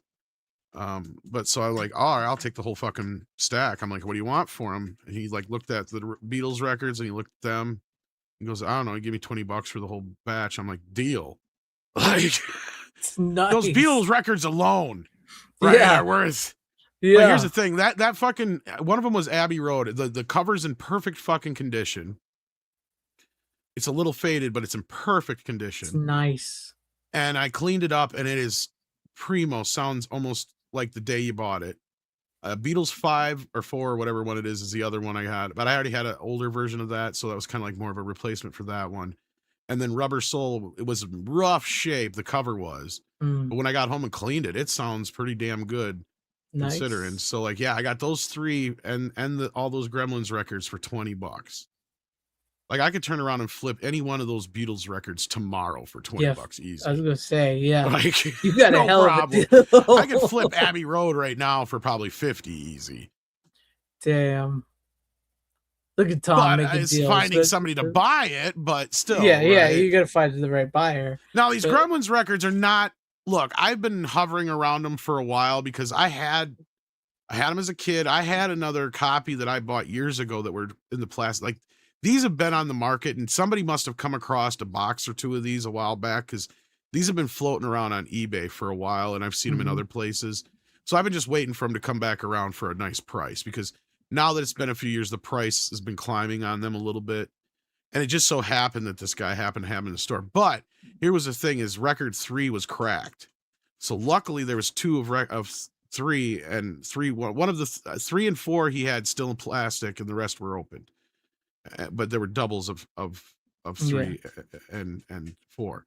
So luckily there was a double of 3, because otherwise I wouldn't have had a number 3, because the record was cracked and I didn't realize it till I got home. Yeah. So yeah. And we got 6. She said her account. Oh no. Oh no. I was wondering what happened to you, because I noticed you disappeared on X and everything. So that's crazy. Damn hackers. It was probably Matthew Lillard. Hack the planet.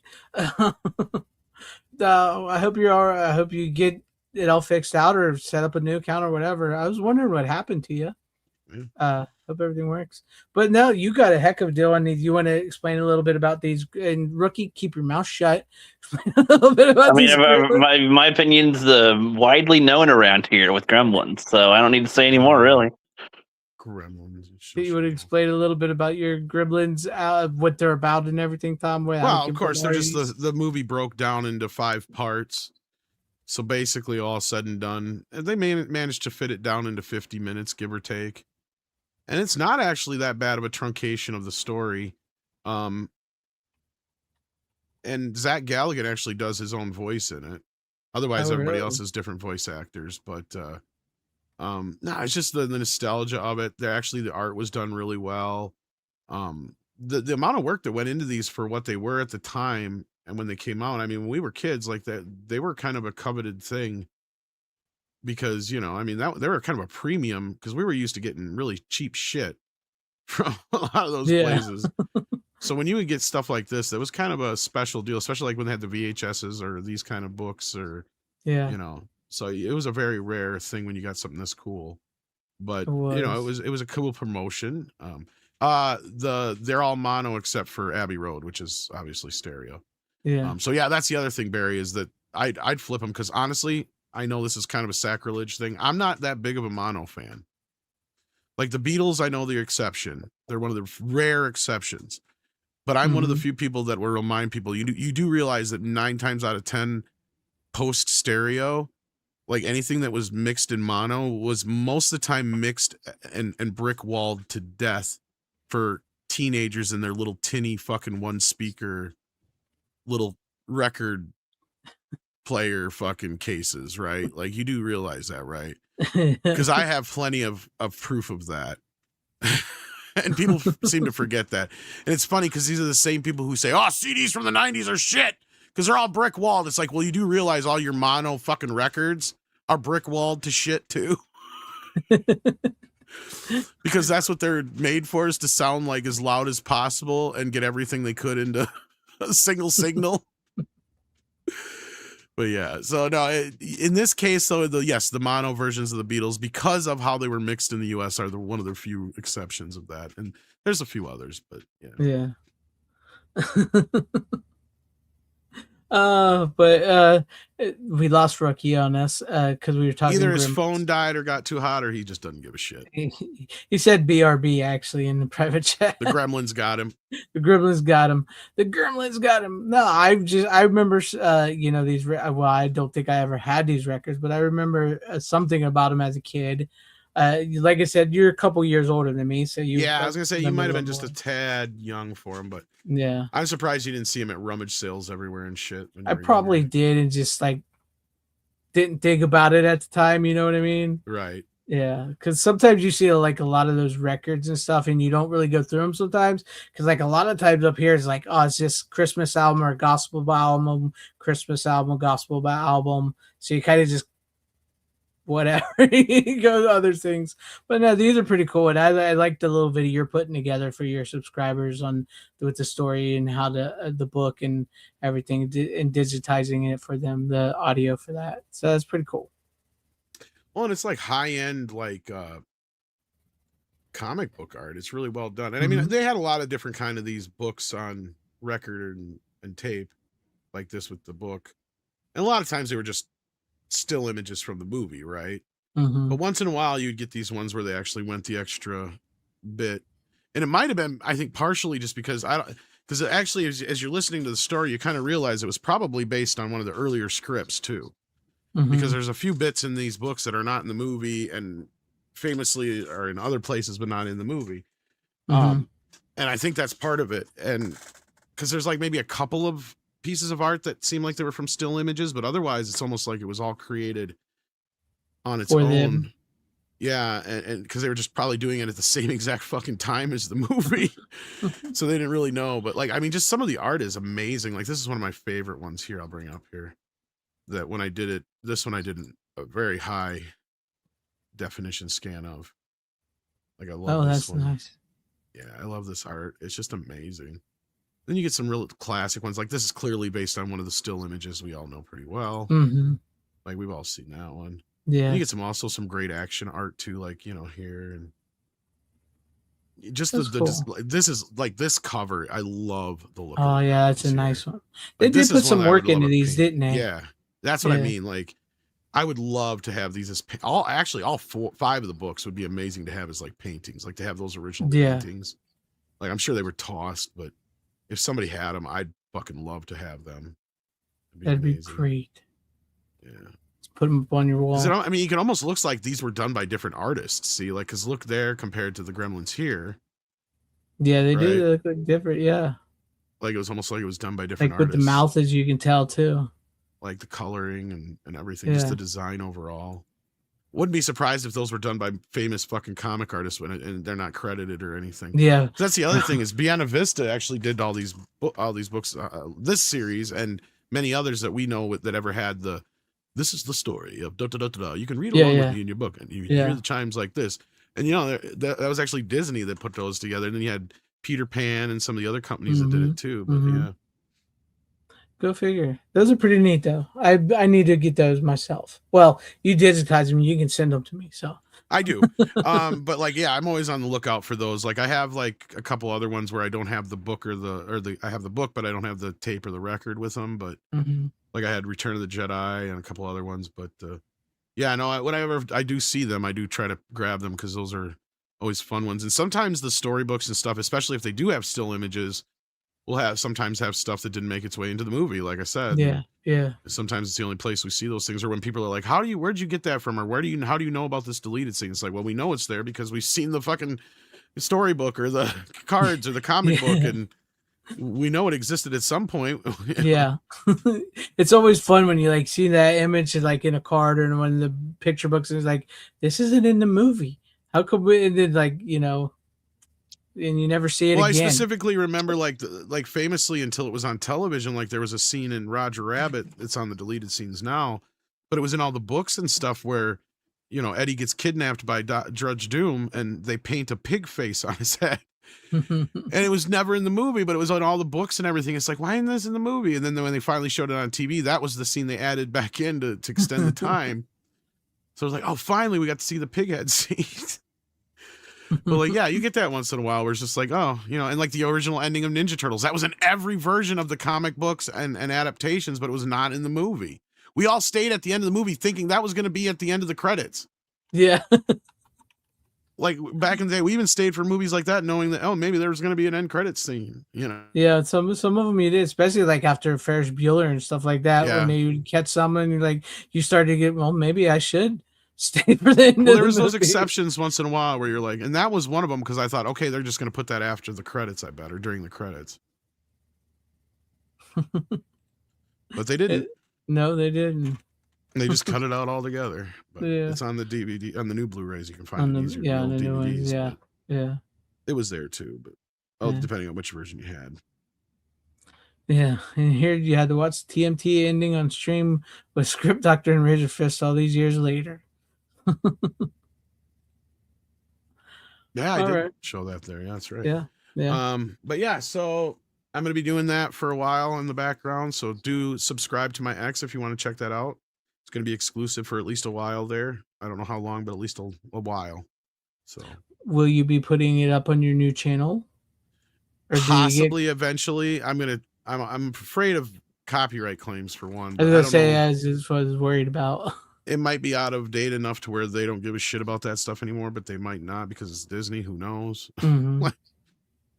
Shitty Disney. And the weird thing is okay, so like on that one special edition of Gremlins that I've shown a few times, that they have never carried over all the stuff. They might have carried over on this might be on there. I don't remember or not, but like they did do the first and last book for the DVD, and they did something kind of similar. It was like a motion comic almost. But they redid the audio, which was weird. And I think it's because Disney owns that music and all that stuff. So yeah, at that time, I think they didn't want to futz with everything. So they redid all the audio. But that being said, yeah, that's the only reason I'm kind of like, I might keep it on X for now. And yeah, it might be the smart move. Might be. Or you could just do a video like you just did here where you hold up the records and talk about them a little bit or something. Yeah. I do plan on doing that just to help promote the one on X, because that's going to help feed me right now and Sadie. But yeah. All right. Hopefully, fingers crossed. Fingers crossed you get more on that. I know some of your stuff you've done on X is taken off, especially your Michael Jackson stuff that you covered. I did very well with Michael. Yes. You did very well with that at points. So maybe you can keep that going there. But I guess I go ahead to my final pick of the night. I'm done. Yeah, that's all right. This is my last pick of the night. It's another Ryan Gosling movie, and I watched Drive on 4K from Second Sight. I really enjoy this movie. I think I liked it better this time around than I did the first time around. This 4K looks amazing, by the way, from Second Sight Films. I know it's an import, but it looks great. It's almost like Arrow level quality. Well, once it's a again, Sony movie, and the original yeah, looks pretty yeah, good too. yeah. And once again, I'm thinking about buying the Blu-ray just for this, so I can have the backup for this. But this is a really, really, yeah. Rip, the guy that did some of the music, had passed away. Yeah, so um, yeah, this came out in a much bigger set than like a big box set. Like they do like Arrow style stuff with a big hard box and posters and all that stuff. So I just got this, so it's cheaper for me because you got to import it to begin with. So, well, I didn't import; I bought it from my places I buy stuff from. But this also is based off of a novel, which I thought about buying the novel after hearing about some of the novel. But this movie is it's a really solid it's like a modern day noir, but also based on classic like old school macho like noir revenge movie sort of. It's like even from what I understand about the book. Yes, there is actually a sequel novel, which I'm curious because like a part of me would be like, I kind of want to see them adapt that with Ryan Gosling now that it's been so many, because the sequel novel takes place years and years later after the first movie where he's a much older person. Um, and that would kind of me like I would kind of be interested to see how they would do that. But the way this movie ends, it's left open to a lot of interpretation for people. And he did sort of do the sort of, but not like as much as what's his name did for The Shining. Kubrick did for Shining. Nicholas, how do you say his name? Nicholas Winding Refn. He did sort of take liberties with this compared to the novel, but for the most part, from what I understand, it's pretty solid to the novel. The most biggest changes he did, he got rid of a couple characters, and Ryan Gosling is he's quiet. Like in this movie, he says maybe like 5 things in this movie, and apparently in the novel, you get to know more about the driver, and he has like an internal. But then again, it is a novel, so he has like an internal monologue and stuff. You get to know more about him, but in this, you don't get to really know a lot about the driver, and he doesn't say hardly anything. And like I said, like watching like this movie compared to this movie, like these are two totally different characters, and he pulls both of these off. Like you said, we talked about like wearing the sweater, being a nerdy scientist guy, and then in this being a guy who could just go around and smash your head in with his foot and like not think twice about it. He is great. It's great. So, I always assumed he lived. Plus, like I said, there is a sequel novel. It depends on if they ever want to readapt that. I always assumed he lived, but like I said, it's open up. It's up to your interpretation. So in this movie is Ryan Gosling plays this driver. You never know his name. He does like these jobs, like criminal jobs, where he'll be your driver. You give him 5 minutes, he'll get you to the place, and he'll get you out of the place. He doesn't go in, he doesn't rob, and for 5 minutes, you got him, and he will get you out of harm's way because he's like the best driver he is.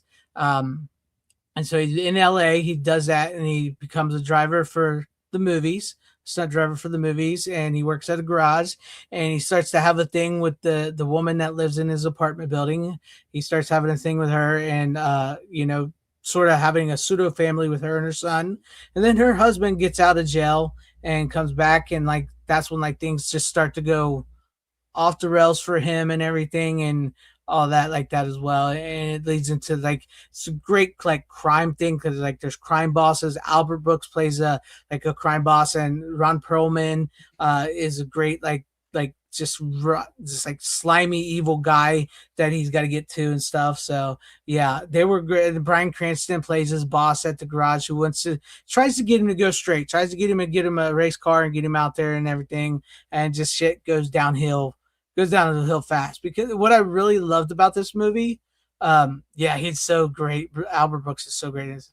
But what I really love about this movie is like it starts off like you get this big like thing where he's driving around getting these criminals out there, and then it becomes like this dreamlike world where it's like happy and upbeat, and he's getting to know this woman and her child, and he's probably like turning his life around, and it's like this almost like this perfect dream, and then it becomes like this unrelenting nightmare, almost like horror movie-esque, like especially with this one scene when he puts the mask on of for like the stunt driver mask, you know, that everybody wears now, where you can put it on your face and everybody thinks you're a different person, and he goes after Ron Perlman's character. It's just like the way he goes, it's almost like a slasher horror movie by that point, because like this devolves into darkness, and it's just so good. It's just like such a solid movie. The music, the scenery, it's just, I really love this movie, and I think I really enjoyed it this time around more than I did the first time. I only seen it when it first came out years ago,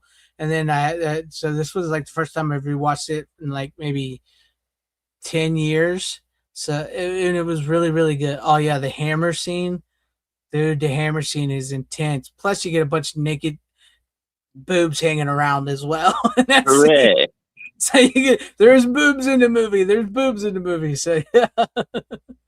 Yeah, Albert Brooks, yeah, he's actually pretty decent in this movie. He's one of his unassuming performances in the movie as like this like crime boss in LA, where it's like he plays it cool and it works. He's not trying to be funny. He's not trying to do over the top. He doesn't ham it up or anything. He plays it smooth. He plays it right. And but yeah, this is really good. Over the years, you've named the driver the Gauze. Yeah, the Gauze. Yeah, like it's sort of like a Man with No Name Western, like Clint Eastwood Man with No Name Western, where he moves from town to town and gets in these situations and stuff.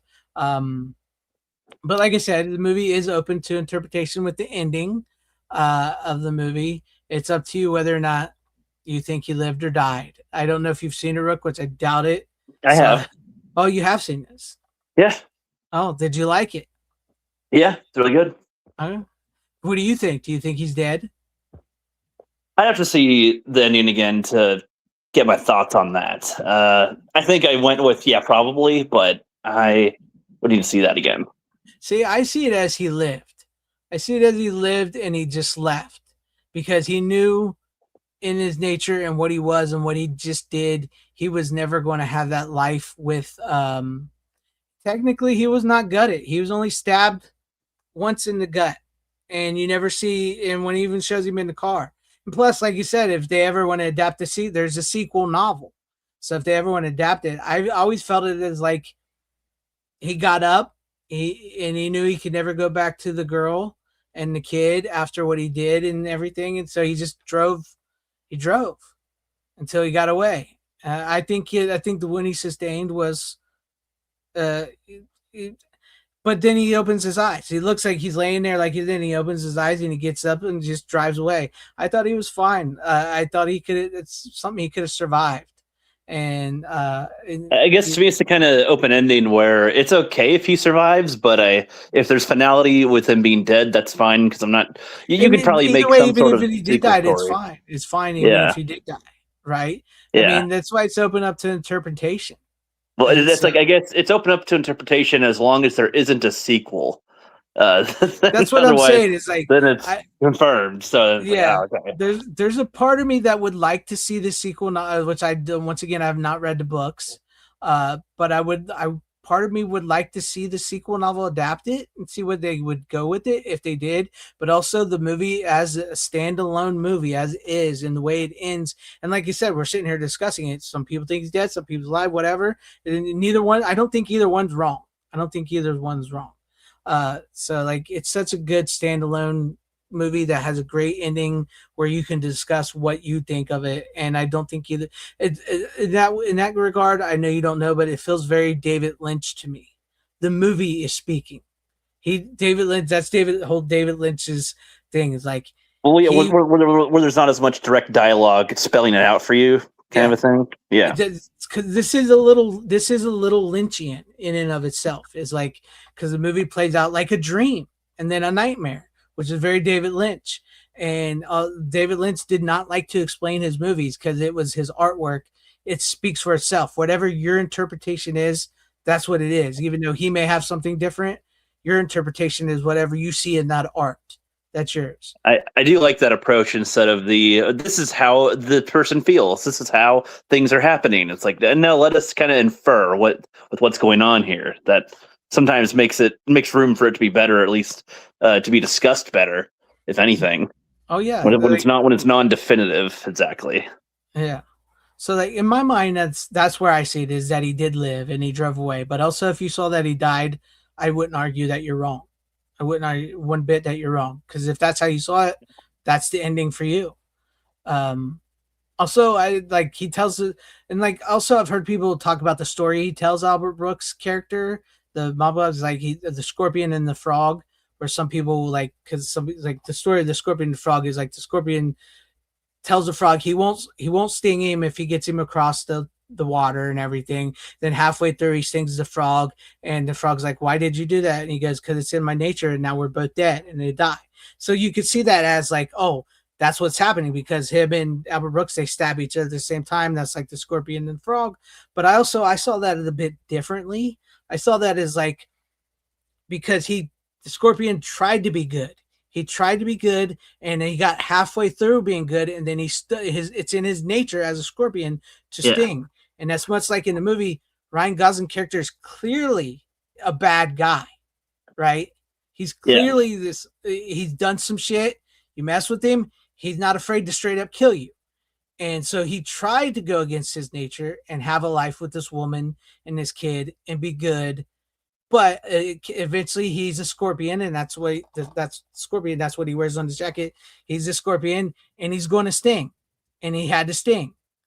And so it's in his nature. And so I saw that as that's in his nature. And that's also one of the reasons why he had to get away from the woman and the kid at the end of the movie after he finishes his business. Is like he had to get away, because he's a scorpion and this is his nature. And eventually, even though he saved her from this, it would have come back on him again. So that's why I saw it. But either way, I don't think your interpretations are wrong one bit, however you see it.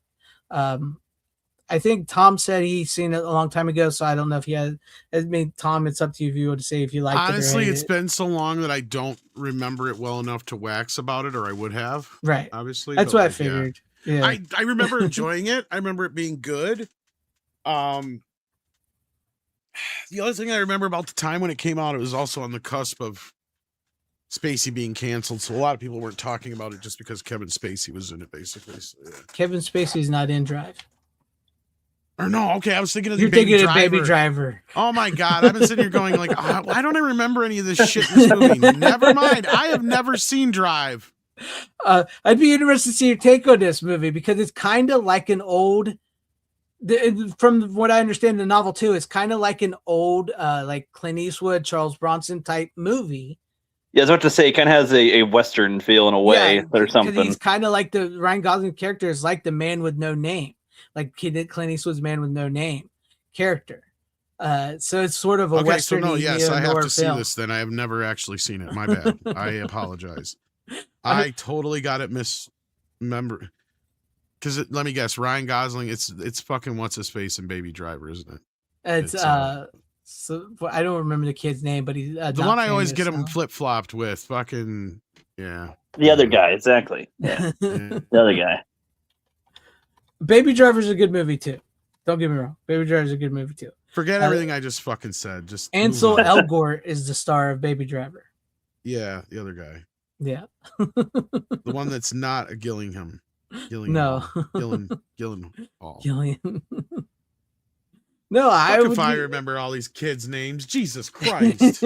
I would be interested to hear your take on this, because it's sort of Lynchian. It's like Lynchian meets Man with No Name, Italian Western, spaghetti Westerns meets sort of like revenge thriller type movie.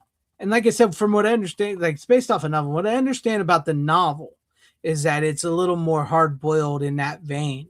And like with Nicholas Winding Refn's direction, he makes it a much more atmospheric and lets the movie sort of speak for itself without much dialogue. So that's the, yeah, I would be interested in, I don't know if you would like it or not, but I would be interested to hear your take. So But no, this not is really to be confused also with Drive Angry. Not to be confused with Drive Angry, and also as mentioned by someone in our chat, by Herstad, which I'm sorry if I'm mispronouncing your name. Not to be confused with the 1997 movie Drive, starring Mark Dacascos and the guy from with the glasses. You remember from the Cosby spinoff show? I can't remember his name. You know who I'm talking about, though. Yes. It was before Rush Hour. It's a movie before Rush Hour, and it's kind of similar, but it was overlooked. Yeah. Drive Angry was all right, other than Amber Heard is in it. So, and it has one of the goofiest sex scenes I've ever seen with Nicolas Cage, but the woman was built. She was amazing. But that movie is crazy. Yes, Kadeem Hardison is in it. Yes, Kadeem Hardison. Yes. But no, Drive is a great movie. This 4K looks amazing. If you don't, it's not been released in 4K in the US, but you can get this 4K for pretty decent by going to Diabolic or Orbit DVD, places like that. So you can get this here. So it looks really good. But yeah, it was released in a big chunky box set, which you can't get anymore. But this is solid flick. I enjoyed it. Great. Yeah. All right, that's about it. That's all I got, our guys. show, kids. That's it. Get the fuck out of here. That's the show. Welcome to the show, everybody. We're done early. We're cutting it off early, kids. We're done. Get the fuck out of here. Bitches leave. Okay, I guess we'll go then. I think Tom's ready. So I just have nothing else. I know. I feel embarrassed now because I thought you were talking about Baby Driver for the last 20 minutes. I'm going. I don't remember any of this. I don't remember Ryan Gosling kicking. Who's the rookie critic now, huh? Oh man, Too fucking Shay. The elevator scene in Drive is one of the best scenes you will ever see. So I'll good. let you keep the last laugh this time. So, but yeah. Good night, everybody. Everybody out in the chat, everybody at home. Thank you for hanging with us. Subscribe to my channel, Tom's new channel. Links in the description. And as always, you don't have to go home, but you can't stay here.